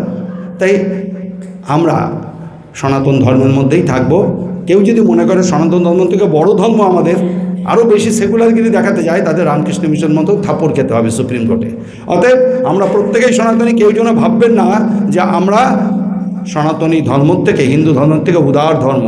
হিন্দুর থেকে বড় উদার কে আছে বলুন তো? যারা সাপকে, কাল সাপকে দুধকলা দিয়ে পূজা করে, বৃক্ষকে পূজা করে, পাথরের মধ্যে নারায়ণ দেখে, যত নারী তত্ত্ব গৌরী দেখে, যত জীবতত্ত্ব শিব দেখে। এই জাতির থেকে বড় জাতি পৃথিবীতে আছে? যে জাতি এই যে আমাদের কলিকট বন্দরে প্রথম গির্জা করে দেয় হিন্দুরা চাঁদা তুলে, যে জাতি ভাই গিরিশচন্দ্র সেন আরবি থেকে কোরআনকে বাংলা ভাষায় অনুবাদ করেন, মুসলমানদের কৃতজ্ঞ থাকা উচিত হিন্দুদের প্রতি। সেই কৃতজ্ঞ জাতি কি বুঝবে কৃতজ্ঞতার? আমরা কি পরের ধর্মকে কখন আগুন লাগাই? না পরের ধর্মকে আমরা হিংসা করি? আমরা এই যে রতন টাটা, ইনি ইরানি, পারস্য থেকে পালিয়ে এসেছেন, তাদের পূর্বপুরুষরা জামশেদজি টাটা ভারতে আশ্রয় নিয়েছেন। তারা এখন বড় শিল্পপতি, সারা বিশ্বের মধ্যে প্রথম স্টিল শিল্পে। তাই আমরা প্রত্যেক জাতিকেই বুকে টেনে নিয়েছি। রামচন্দ্র যখন লঙ্কা জয় করলেন, লক্ষণ বলছেন, দাদা এই সোনার লঙ্কা আমরা জয় করেছি, এটা আমাদের। বলে হ্যাঁ নিশ্চয়ই আমাদের, কিন্তু আমার এই সোনার লঙ্কায় কোনো রুচি হয় না, কারণ এটা পরের। এটা রাবণের। আমি রাবণের ভাইকে বসিয়ে আমি আমার অযোধ্যায় চলে যাব। বলছেন অপিসরণময়ী লঙ্কা নচমি রোচতে লক্ষ্মণ জননী জন্মভূমিষ্ঠ স্বর্গাদপি গরিয়সী। হতে পারে সোনার তৈরি লঙ্কা, কিন্তু আমার জননী, আমার গর্ভধারিণী মা এবং আমার জন্মভূমি অযোধ্যা, ভারতবর্ষ আমার স্বর্গের থেকেও বড়, অতএব আমি অযোধ্যায় চলে যাব। তাই এই শ্রীমদ্ ভগবদ্ গীতা আমাদের প্রত্যেকটা জীবনের জন্য অবশ্যম্ভাবী। এবং ভগবান তিনি আমাদের গুরুদেব খুব রসিক ছিলেন। তিনি বলছেন দেখো, মানুষ দুটো জিনিস ভালোবাসে শুনতে, একটা হচ্ছে যুদ্ধ বিগ্রহ আর একটা হচ্ছে প্রেমের কথা শুনতে ভালোবাসে। এই যে যত সিনেমা বায়োস্কোপ সব কিছু দুটো, ভায়োলেন্স আর মানে প্রেম। তাই প্রেমের কথা যদি শুনতে ভালোবাসো তাহলে তোমরা রাসলীলা পড়ো, ভাগবত পড়ো। তোমাদের ভিতরে যে কামরূপ অসুর আছে, রিপু আছে, সেই রিপু দমে যাবে। কতটা উল্টো লাগে না? বলছেন রাসলীলা যদি তারা পাস করে তাহলে ভেতরের যে আমাদের দুর্বৃত্ত কাম প্রশমিত হবে। আমাদের প্রেমের কথা শুনতে যারা ভালোবাসেন, দেখুন যত খুশি দেখুন, শ্রীকৃষ্ণের কোনো কিছু গোপন নেই, যা করেছেন পরিষ্কার লেখা আছে, অতিশয়োক্তি কিছুই নেই। এই ভাগবত পাঠ করতে করতে করতে করতে সুখদেব পরমহংস ন সচেতনা কাংসতি এমনভাবে ঘুরছিলেন, তিনি কৃষ্ণের প্রেমে ডুবে গেলেন। আর যুদ্ধের কথা যদি শুনতে চাও, আমরা যুদ্ধ হলেই আগে খুলি টিভিটা, কি সুন্দর লাগে, একটা মারছে আর একটা ধ্বংস করে দিচ্ছে। যুদ্ধের কথা যদি শুনতে চাও গীতা পাঠ করো। এমন বড় যুদ্ধ পৃথিবীতে কোথাও হয়নি। প্রায় 19 লক্ষ 18 12 11 আর 7 18 অক্ষৌহিনী, প্রায় 18-20 লক্ষ মানুষ যুদ্ধ করছে। এত বড় যুদ্ধ কোথাও হয়নি। আর রোমাঞ্চকর যুদ্ধ, এক একদিন এক একটা মহিরুহ পতিত হচ্ছে। এই যুদ্ধের মধ্যে গীতা পাঠ শোনো, গীতা শোনো। যুদ্ধের দামামার মধ্যে গীতার কথা ভগবান বলছেন। এতক্ষণ ঋষি উবাচ, বেদব্যাস উবাচ, এখন ভগবান উবাচ। যেই ভগবান উবাচ মহানামজি বলছেন এখন সবাই চুপ করো, এখন আর কোনো কথা নয়, কাউর কথা শোনার দরকার নেই। ধরুন আপনি একজনের বাড়ি খুঁজছেন, এই গলি ও গলি খুঁজছেন, সারাদিন ঘুরছেন, পাচ্ছেন না, শেষে বন্ধু এসে আপনার হাত ধরে নিয়ে যাচ্ছে, তখন কি আর কাউকে জিজ্ঞাসা করবেন এই বন্ধুর বাড়ি কোথায়? যাকে আমি চাই সে আমার কাছে নিয়ে যাচ্ছে তার ঘরে। তাই আমরা ভগবানকে চাই, ভগবানের ধামে যেতে চাই। তাই এক এক শাস্ত্র এক এক রকম বলছেন, এক এক রকম উপবাস করতে বলছেন, এক এক রকম ত্যাগ তিতিক্ষা করতে বলছেন, কোনো দরকার নেই। ভগবান বলছেন অর্জুন তুমি আমাকে পেতে চাও, মা মনুস্মার যুদ্ধ চাও, শতনাং কীর্তয়ন্তমাং, আমাকে কীর্তন করতে করতে, আমাকে অনুসরণ করতে করতে কর্তব্য কর্মটা করো। কি বললে? কর্তব্য কর্ম। যুদ্ধ কি কখনো কর্তব্য হয়? যুদ্ধ করে আমি পিতামহকে মারবো, আমি গুরুদেবকে মারবো, এ কী বলছো তুমি? আমি মরে যাব, ভিক্ষা করে খাবো, তবু আমি এই কাজ করতে পারবো না। ভগবান দেখছেন অর্জুনের মস্তিষ্কটাই নষ্ট হয়ে যাচ্ছে। শরীরটা তো খারাপই আছে, মস্তিষ্কটাই বিপরীত চিন্তা করছে। এখন এই মুহূর্তে যুদ্ধক্ষেত্রে অর্জুনের উচিত নয় এখান থেকে পালিয়ে যাওয়া, লোকে নিন্দা করবে। অর্জুন তুমি যুদ্ধক্ষেত্রে যদি মারা যাও তবু ভালো, কিন্তু যুদ্ধ ছেড়ে তোমার যাওয়া ঠিক নয়, এখন তোমার যুদ্ধ করাটাই শ্রেয়। অর্জুন বললেন করিষ্যে বচনং তব। তাই আমাদের গীতাই হচ্ছে আমাদের ধ্রুব নক্ষত্র। গীতার সর্বশ্রেষ্ঠ কথা হচ্ছে সর্বধর্মান পরিত্যাজ্য মাম একাং ব্রজ। সমস্ত কিছু, পরিবারের বন্ধন, স্ত্রী পুত্রের বন্ধন, সব কিছু আবদার আবেদন একদিকে থাক, আমার দিকে তাকিয়ে কর্তব্য বুদ্ধিতে যুদ্ধ করো। যুদ্ধটা যখন চাপিয়ে দেওয়া হয় তখন সেটা কর্তব্য হয়। এখন যদি চীন আমাদের আক্রমণ করে, আমাদের তো মালা জপ করার সময় নেই, আমাদের প্রত্যেকটাই ঝাঁপিয়ে পড়তে হবে বিদেশের শত্রুর প্রতি। তাই অর্জুন তোমাকে এখন যুদ্ধ করাটাই শ্রেয়। অর্জুন যুদ্ধ করে এই জয়লাভ করলেন। আমাদেরও তাই জীবন যুদ্ধ আসবে, আততাই যে বেশেই আসুক, হোক গুরুদেব, হোক পিতামহ, হোক আত্মীয় স্বজন, তাকে বধ করাটাই হচ্ছে ক্ষত্রিয়ের কর্তব্য। এই কর্তব্যে স্থিত অর্জুন বললেন আমার সন্দেহ গত হয়েছে, আমি করিষ্যে বচনং তব, তোমার কথা আমি মান্যতা দেব। তাই আমাদেরও প্রত্যেকেরই উচিত গীতা আমাদের যে দিক নির্দেশনা করে সেইভাবে আমরা চলে আমরা এই মনুষ্য জীবনটাকে আমরা ঈশ্বর সাধর্ম, ঈশ্বর সামীপ্য, ঈশ্বর সাযুজ্য, এই ভগবান ব্ল্যাঙ্ক চেক লিখে দিয়েছেন, তুমি কত অঙ্ক বসাবে বসাও, সব আমি দিয়ে দেবো। তাই আমাদের এই জীবনটা উচ্চ থেকে উচ্চতর, উচ্চতম আমরা ঈশ্বর হয়ে যেতে পারি। মম সাধর্ম মাগতা, এর থেকে আর বড় কী আছে? কিন্তু আমরা পশুর জীবন যাপন করছি, আমরা অন্ধকারের মধ্যে ডুবে যাচ্ছি, আমরা পরানুকরণ করতে করতে ব্যস্ত হয়ে যাচ্ছি। 25শে ডিসেম্বর গেল, কত লোক কেক কেটেছেন? কেক হয়েছে তো বাড়িতে? এগুলো পরিত্যাগ করে দিন একদম। ফু দিয়ে মোমবাতি নিভিয়ে এই কেক কাটা, এটা আমাদের সংস্কৃতি নয়। সমস্ত বন্ধ করে দিন, সনাতন সংস্কৃতি করুন। এই 14ই ফেব্রুয়ারি কি বলে সেই সব বন্ধ করে দিন। আমরা পিতামাতাকে ভালোবাসবো, প্রেম করতে হলে পিতামাতার সাথে করব। আর শ্রীকৃষ্ণের সাথে করব, রাধারানীর সাথে করব। তাই প্রেম দিবসও দরকার নেই, আমাদের বড়দিনও দরকার নেই। আমরা সনাতনী, আমাদের মধ্যে শ্রীকৃষ্ণ আছেন, শ্রীকৃষ্ণের মতন আমরা, শ্রীকৃষ্ণ আমাদের তার ছাঁচে ঢেলে আমাদের তৈরি করেছেন। অতএব আমরা সাধারণ ইতর প্রাণী নই, আমাদের মধ্যে শ্রীকৃষ্ণ উজ্জীবিত হবেন, শ্রীকৃষ্ণ জাগ্রত হবেন আমরা যদি গীতা পাঠ করে চলি। তাই ভুগোর মধ্যে মনো আবেশ্য সম্মাক, শেষ দিনের জন্য আমাদের তৈরি হতে হবে। এই মাঝখানে শ্রীকৃষ্ণকে স্মরণ করে এই জীবনটা পরিচালিত করবো। যখনই তিনি ডাক দেন আমাদের কোনো ভয় নেই, কারণ আমরা শ্রীকৃষ্ণকে জেনেছি, শ্রীকৃষ্ণের কথা শুনেছি। তাই নির্দ্বিধায় যারা বাংলাদেশের মায়েরা আছেন, অনেকেই তো এসছেন ওখান থেকে, আপনারা খুব শক্তিশালী, নারী শক্তি আজকে সব থেকে বড়। দেবতারা যখন পারছেন না তখন দেবী দুর্গার সৃষ্টি হলো। আর নারীদের কাছে যত বড় যোদ্ধাই হোক, যত বড়ই হোক, সব শিশু হয়ে যাবে। ওই যে 3 দেবতা ন্যাংটা হয়ে দেবীর দুধ পান করলো না, তাই সবাইকেই মায়েরা নাঙ্গা করে দিতে পারেন। তাই মায়েদের কাছে অনুরোধ, আপনারা নিজেদেরকে শক্তিশালী করে তুলুন, সমবেতভাবে এই দুর্বৃত্তদের পরাস্ত করতে হবে। জয় গীতা মা, জয় মহারাজজি।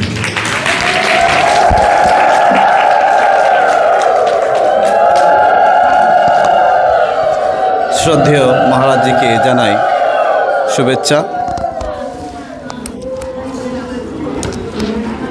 হরি ওম। আমাদের মাঝে উপস্থিত হয়েছেন উত্তর 24 পরগনা জেলার সভাধিপতি এবং অশোকনগর বিধানসভার বিধায়ক শ্রদ্ধেয় নারায়ণ গোস্বামীজি। তাকে বরণ করার জন্য আমি অনুরোধ জানাচ্ছি। সবাই করজোড়ে তালির মাধ্যমে তাকে বরণ করে নিন।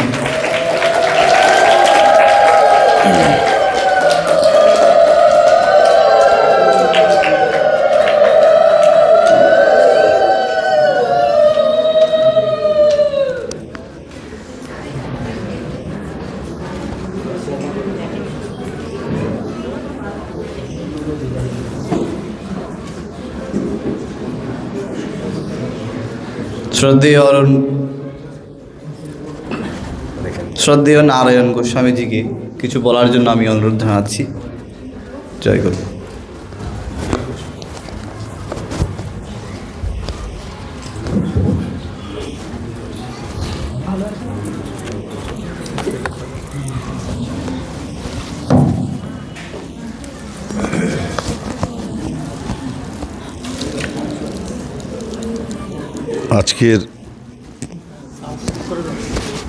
আজকের hello hello hello hello hello hello hello আজকের আমাদের এই আঙিনায় আসরে মহারাজ, তার আমার শতকোটি দণ্ডবত তার চরণে, এবং উপস্থিত যারা ভক্তমণ্ডলী আছেন তাদের উদ্দেশ্য আমার সশ্রদ্ধ প্রণাম। আমি প্রত্যেকবারই আমন্ত্রণ পাই এবং নিজেকে ভাগ্যবান মনে করি যে এই অনুষ্ঠানে আমি আসতে পারি। আসলে আমি একটা নিজে খুব ধার্মিক পরিবারের ছেলে। ঈশ্বর আছেন, ভগবান আছেন, ভগবান শ্রীকৃষ্ণ আছেন বিশ্বাস করি। এবং এই পুরুষানুক্রমে আমাদের বাড়িতে যে ধর্মীয় চর্চা হয়, আমার ঠাকুরদাদা, তার বাবা, প্রঠাকুরদাদা বা নিজের বাবা সবসময় যে গীতা পড়েছি, উপনিষদ পড়েছি, বেদ বেদান্ত পড়েছি এমনটা নয়, কিন্তু শুনেছি। তো আমাদের হিন্দু, আমাদের ব্যাটারি কমে গেছে, ব্যাটারিটা পাল্টাতে হবে। হ্যালো হ্যালো তো আমাদের ব্যাটারি পাল্টাতে হবে। এটা কি? এটার মধ্যে রেকর্ড হচ্ছে। Hello hello hello hello battery পাল্টাতে হবে মাইক্রোফোনের।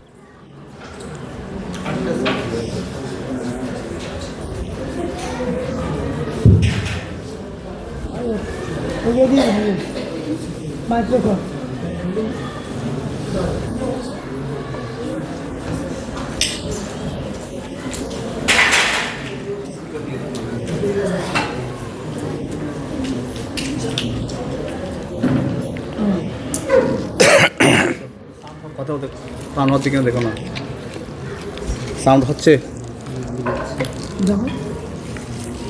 Hello hello hello hello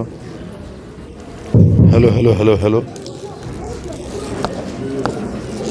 hello hello hello hello এটা কি থাকবে এটা? তো যাই হোক, মাইকের একটু বিভ্রাট শব্দযন্ত্রের।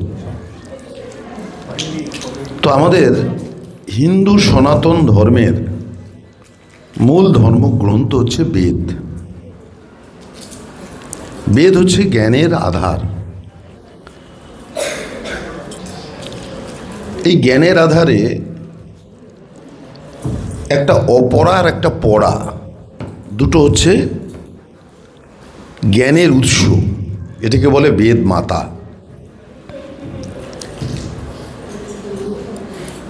এই বেদের দুটো ভাগ, একটা উপনিষদ আর একটা হচ্ছে আস্তিক বেদান্ত। এই আস্তিক বেদান্তের মধ্যে তিনটে ধর্মগ্রন্থাবলী আছে, যেটা একটা হচ্ছে উপনিষদ, আর একটা হচ্ছে শ্রীমদ্ ভগবদ্ গীতা, আর একটা হচ্ছে ব্রহ্মসূত্র। এগুলো সনাতনী হিন্দু ধর্মকে রক্ষা করা এবং ধারণ করা, তার বিধি এখানে লিপিবদ্ধ করা আছে। এর মধ্যে সর্ববৃহৎ, ভারতবর্ষ শুধু নয়, গোটা পৃথিবীতে সমস্ত ধর্মের মা কিন্তু হিন্দু সনাতন ধর্ম। আপনি পৃথিবীর বুকে যত ধর্ম দেখছেন, এর জননী হচ্ছে হিন্দু ধর্ম। এরই মাতৃ জঠর থেকে বিভিন্ন ধর্মের উৎপত্তি হয়েছে। সে বিতর্কে আমি যাব না, কেন, কখন, কি প্রেক্ষিতে হলো, সেটা আজকের আলোচ্য বিষয়বস্তু নয়। আলোচ্য বিষয়বস্তু হচ্ছে এটাই যে শ্রীমদ্ ভগবদ্ গীতা গোটা পৃথিবীর কাছে এর একটা গুরুত্ব, এর একটা মাধুর্য, এর একটা মহত্ব আলাদা। এবং পৃথিবীর যারা হিন্দু সনাতনী ধর্মের বিশ্বাস করেন, যদি প্রশ্ন করা হয় তাহলে ধর্মগ্রন্থের নাম কি, সবচেয়ে বেশি মানুষ বলবে শ্রীমদ্ ভগবদ্ গীতা। অর্থাৎ গীতায় আচার্য ভগবান শ্রীকৃষ্ণ তার মুখনিসৃত বাণী অর্জুনকে বলেছিলেন, এবং সেই বলাটা গীতায় লিপিবদ্ধ করা আছে। এবং এই শ্রীমদ্ ভগবদ্ গীতায় 18টা অধ্যায় বিষাদ যোগ থেকে শুরু হয়েছে। বিষাদ অর্থাৎ বিষণ্ণ, সমস্যা বহুল, স্তরে স্তরে 18তম জায়গায় গিয়ে মোক্ষ যুগের কথা বলা হয়েছে। অর্থাৎ আপনি নিচে দাঁড়িয়ে আছেন, 18 তলায় উঠতে গেলে আপনাকে সিঁড়ি দিয়ে আগে 1 তলা, 2 তলা, 3 তলা পর্যায়ক্রমে আপনি 18 তলায় পৌঁছবেন। অর্থাৎ বিষাদ থেকেই মোক্ষতে পৌঁছানো যায় না। স্বামী বিবেকানন্দ এই গীতা নিয়ে একটা কথা বলেছিলেন, কি না, ভ্রম থেকে সত্যে পৌঁছানো যায় না। ভ্রম থেকে সত্যে পৌঁছতে গেলে তারও কিছু স্তর আছে। ভ্রম থেকে কিঞ্চিত সত্য, কিঞ্চিত সত্য থেকে আংশিক সত্য, আংশিক সত্য থেকে প্রায় সত্য, আর প্রায় সত্য থেকে সত্যে পৌঁছানো যায়। ভ্রম থেকে সরাসরি সত্যে যেমন পৌঁছানো যায় না, তেমনি বিষাদ যোগ থেকে সরাসরি মোক্ষ যোগে পৌঁছানো যায় না। এটা হচ্ছে আমাদের গীতার বাণী। গীতার মূল বিষয় হচ্ছে এই স্তরে স্তরে। এখানে আপনারা জানেন যে 4টে যোগের কথা বলা হয়েছে, জ্ঞান, ধর্ম, ভক্তি এবং যোগ। 4টে পথের যে কোনো একটা পথ দিয়ে আপনি পরমেশ্বর, পরম ব্রহ্মের কাছে, ভগবান শ্রীকৃষ্ণের কাছে পৌঁছতে পারেন, মোক্ষে পৌঁছতে পারেন, বা 4টে পথ সমবেতভাবে আপনি পৌঁছতে পারেন। এই যে অপরা, যে জ্ঞানের দুটো কথা বলেছিলাম, অপরার পরা। অপরা কি? যেটা বাহ্যিক, আমরা যে সংসার ধর্ম করি, এটা হচ্ছে অপরা জ্ঞান। এটাও একটা ধর্ম, সংসারের মধ্যে থেকে ঈশ্বর উপাসনা করা। আর একটা হচ্ছে পরা, অর্থাৎ আধ্যাত্মিক চেতনা, পরমাত্মার চেতনায় সবসময় নিজেকে মশগুল রাখা, সবসময় নিজেকে ব্যাকুল করা। এই দুটো পদ গীতায় বলে গেছে। সুতরাং আমরা যারা সংসারী মানুষ, আমাদের কাছে যে সবসময় বাবাজিরা যেরকম মহারাজরা সন্ন্যাস জীবন নিয়েছেন, ওনারা কিন্তু কখনোই বলেন না যে আমাদেরকে সন্ন্যাস গ্রহণ করতে হবে, সব কিছু ছেড়ে যেতে হবে। অর্থাৎ ওনারা কিন্তু এই অপরার দিকেই, ওনারা নিজেরা পরা, কিন্তু আমাদেরকে বলেন তোমরা অপরায় থাকো। অর্থাৎ এই সবের মধ্যে দিয়েও ভগবান শ্রীকৃষ্ণের শরণাপন্ন হও। তো এই গীতার যে মাহাত্ম্য আপনারা দেখবেন যে যত পড়বেন যেমন মনের প্রশান্তি থাকবে, এটা হৃদয়ের সূচি, এটি কিন্তু একটা আলাদা। এই যে আপনারা যারা বসে আছেন, এটা শান্ত পবিত্র জায়গা, এখন দেখবেন যে মনের মধ্যে আর যেন কোনো অশান্তি নেই।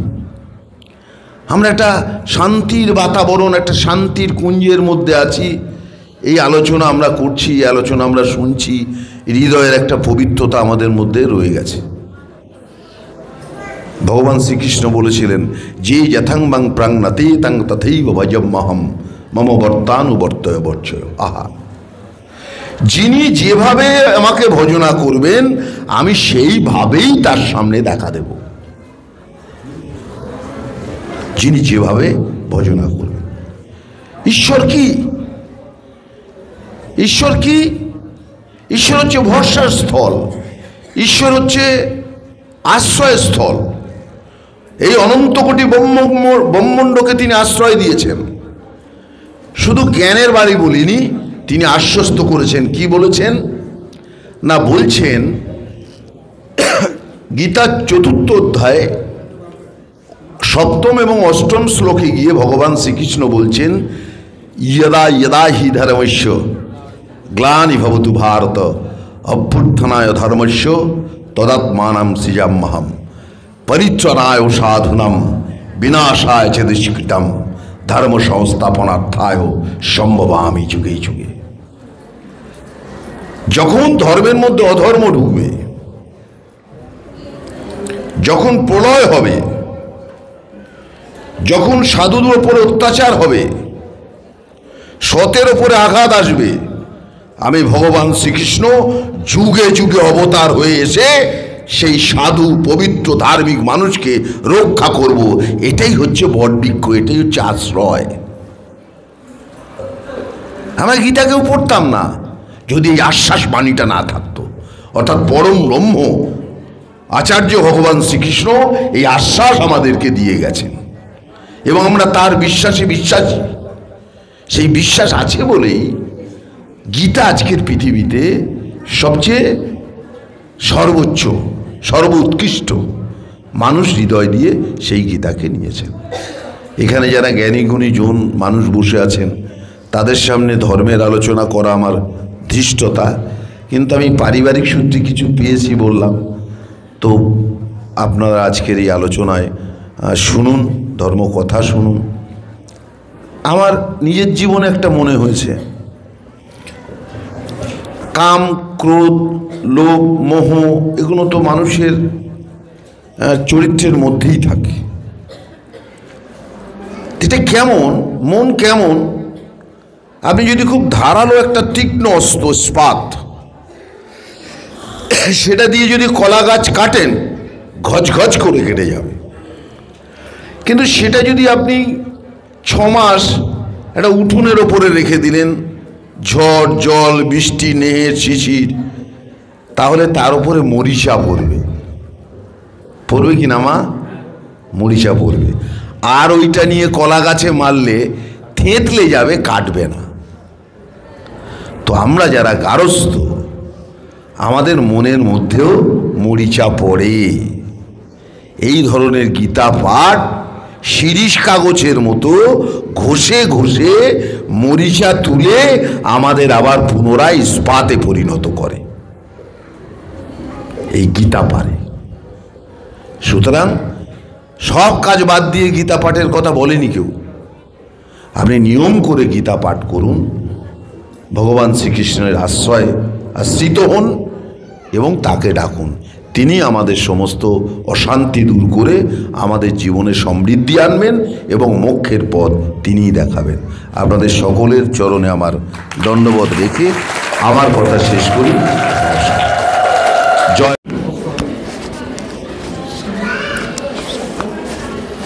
জয়গুরু।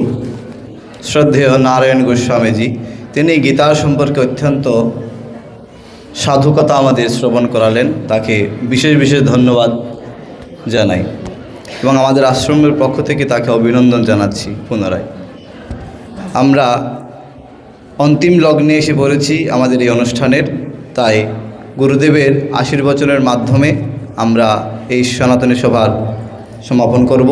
তো গুরুদেবকে আমি প্রণাম জানিয়ে এই গীতার কিছু সম্পর্কে কিছু বলার জন্য আহ্বান জানাচ্ছি। ঠিক আছে, তো এটা জয় গুরু। ওম নমঃ শিবায় গুরবে সচ্চিদানন্দমূর্তয়ে নিষ্প্রপঞ্চায় শান্তায় নিরালম্বায় তেজসে মূকং করোতি বাচালং স্তব্ধভাষিতম यत्शक्तितमहं वन्दे सुतेजानन्दगुरुं परम्। ॐ शान्तिः शान्तिः शान्तिः। जय गुरु। মঞ্চে সমাসীন ভগবানের সাক্ষাৎ প্রতিবিস্বরূপ পূজনীয় সন্তবৃন্দ আমাদের মাঝে উপস্থিত হয়েছেন। আমাদের অত্যন্ত গৌরবের বিষয় স্বামী শ্রীযুত নারায়ণ গোস্বামী মহোদয় সকলকে ওম নমো নারায়ণায় সম্মুখে উপস্থিত সমবেত ভক্তমণ্ডলী সকলকে জয়গুরু নমো নারায়ণ সম্ভাষণ জ্ঞাপন করছি। প্রায় 2টা বাজতে যায়, তার মানে আপনাদের এখন ভোজনের সময়। ভজন এবং ভোজন দুটারই কথা গীতার মধ্যে আছে। তো ভজন তুমি মাত্রাহীনভাবে করো, আর ভোজনটা মাত্রা রেখে করো, যা আমাদের মহারাজরা বলেছিলেন যুক্তাহার বিহারস্য। এই যে মানব জীবনে আমরা এসেছি, এই মানব জীবনে আমাদের কি কর্তব্য, কি করণীয়, সংসারের মধ্যে থেকেও ইনি বলেছেন আমাদের গোস্বামী মহোদয়, সংসারকে ত্যাগ করার কথা আমরা বলছি না, সংসারের মধ্যে থেকে কীভাবে ধর্মকে আশ্রয় করে সে মোক্ষ পর্যন্ত লাভ করা যায়, সেটা গীতা প্রথম অধ্যায়ের প্রথম শ্লোকের দিকে আমরা একটু দৃষ্টিপাত করব। যেখানে বলেছেন, ধৃতরাষ্ট্র বলেছেন ধর্মক্ষেত্রে কুরুক্ষেত্রে। এই 2টা শব্দ মহাত্মারা বলছেন ক্ষেত্রে ক্ষেত্রে ধর্ম কুরু। জীবনের প্রতিটি ক্ষেত্রে তুমি ধর্ম গ্রহণ করো। ধর্ম অর্থ এখানে কর্তব্য কর্ম। আপনারা যে কর্তব্য পালন করছেন, যেখানেই যে অবস্থান করছেন, মায়েরা ঘরে, বাবারা বিভিন্ন অফিসে বা ব্যবসায়ী বা আমাদের গোস্বামী মহোদয় বিভিন্ন পরিচালনার দায়িত্বে, যে কর্তব্য সুচারুভাবে সম্পন্ন করার সাথে সাথে ধর্মের যে আরেকটি সংজ্ঞা ভাগবত আছে, তপ শৌচ দয়া সত্য ধর্মের 4টি পাঠ, এইগুলো মেনে চলবে। তপস্যা করতে হবে। সে তপস্যার কথা বিস্তারিত বলার আর এখন সময় নেই। সপ্তদশ অধ্যায়ের শ্রদ্ধাত্রয়ী বিভাগে আপনারা জেনে নেবেন। শৌচাচার পালন করবেন, সে গরিব দীন দুঃখী তাদের প্রতি দয়াশীল হবেন, পরোপকার করবেন আর সত্যবাক্য পালন করবেন। তপ শৌচ দয়া সত্যের মাধ্যমে আপন আপন কর্তব্য কর্মের সাথে এগুলো যদি থাকে, তাহলে আমাদের যে প্রাচীন ভারতবর্ষের বৈশিষ্ট্য, প্রাচীন ভারতবর্ষের একটা বৈশিষ্ট্য হলো সমস্ত গৃহবাসীরা তারা সজ্ঞানে হত্যা করিতেন। কিভাবে? সংসারের যাবতীয় কুটিনাটি কর্তব্য পালন করেও। দেখেন ইনি সংসারে থেকে তিনি গীতার খবর রাখেন, উপনিষদের খবর রাখেন, ব্রহ্মসূত্রের খবর রাখেন, প্রস্তান্তের কথা বলছেন। আমার তো আশ্চর্য লাগছে, এটা সাধুরা রাখে, গৃহরাজে রাখেন। এটা আমি আপনার কাছে না আসলে হয়তো বুঝতে পারতাম না। অনেকে গীতার খবর পর্যন্ত রাখে না, গীতাও পড়ে না, গীতা চর্চা করে না, গীতা অনুশীলন করে না। কারণ গীতা আমাদের জীবনে কী দেয়? সুখ, শান্তি, আনন্দে।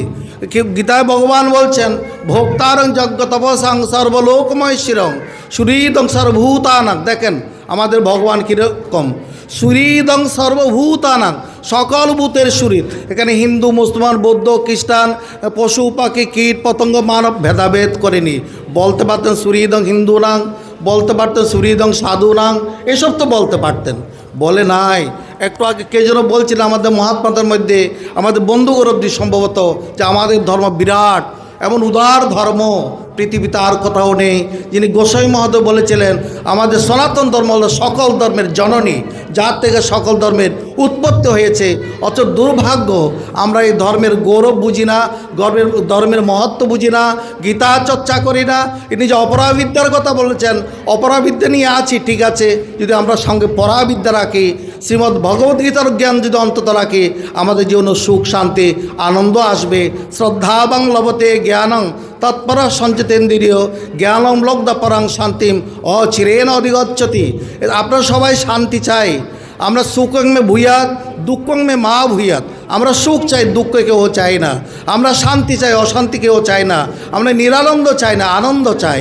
আনন্দ চাইতে পেতে হলে শ্রীগীতার আশ্রয়ে আপনারা জীবনযাপন করুন, নিয়মিত গীতা পাঠ করুন, গীতার আশ্রয়ে সত্য রক্ষা করুন, তপস্যা করুন, মানব জীবন সফল সার্থক হবে।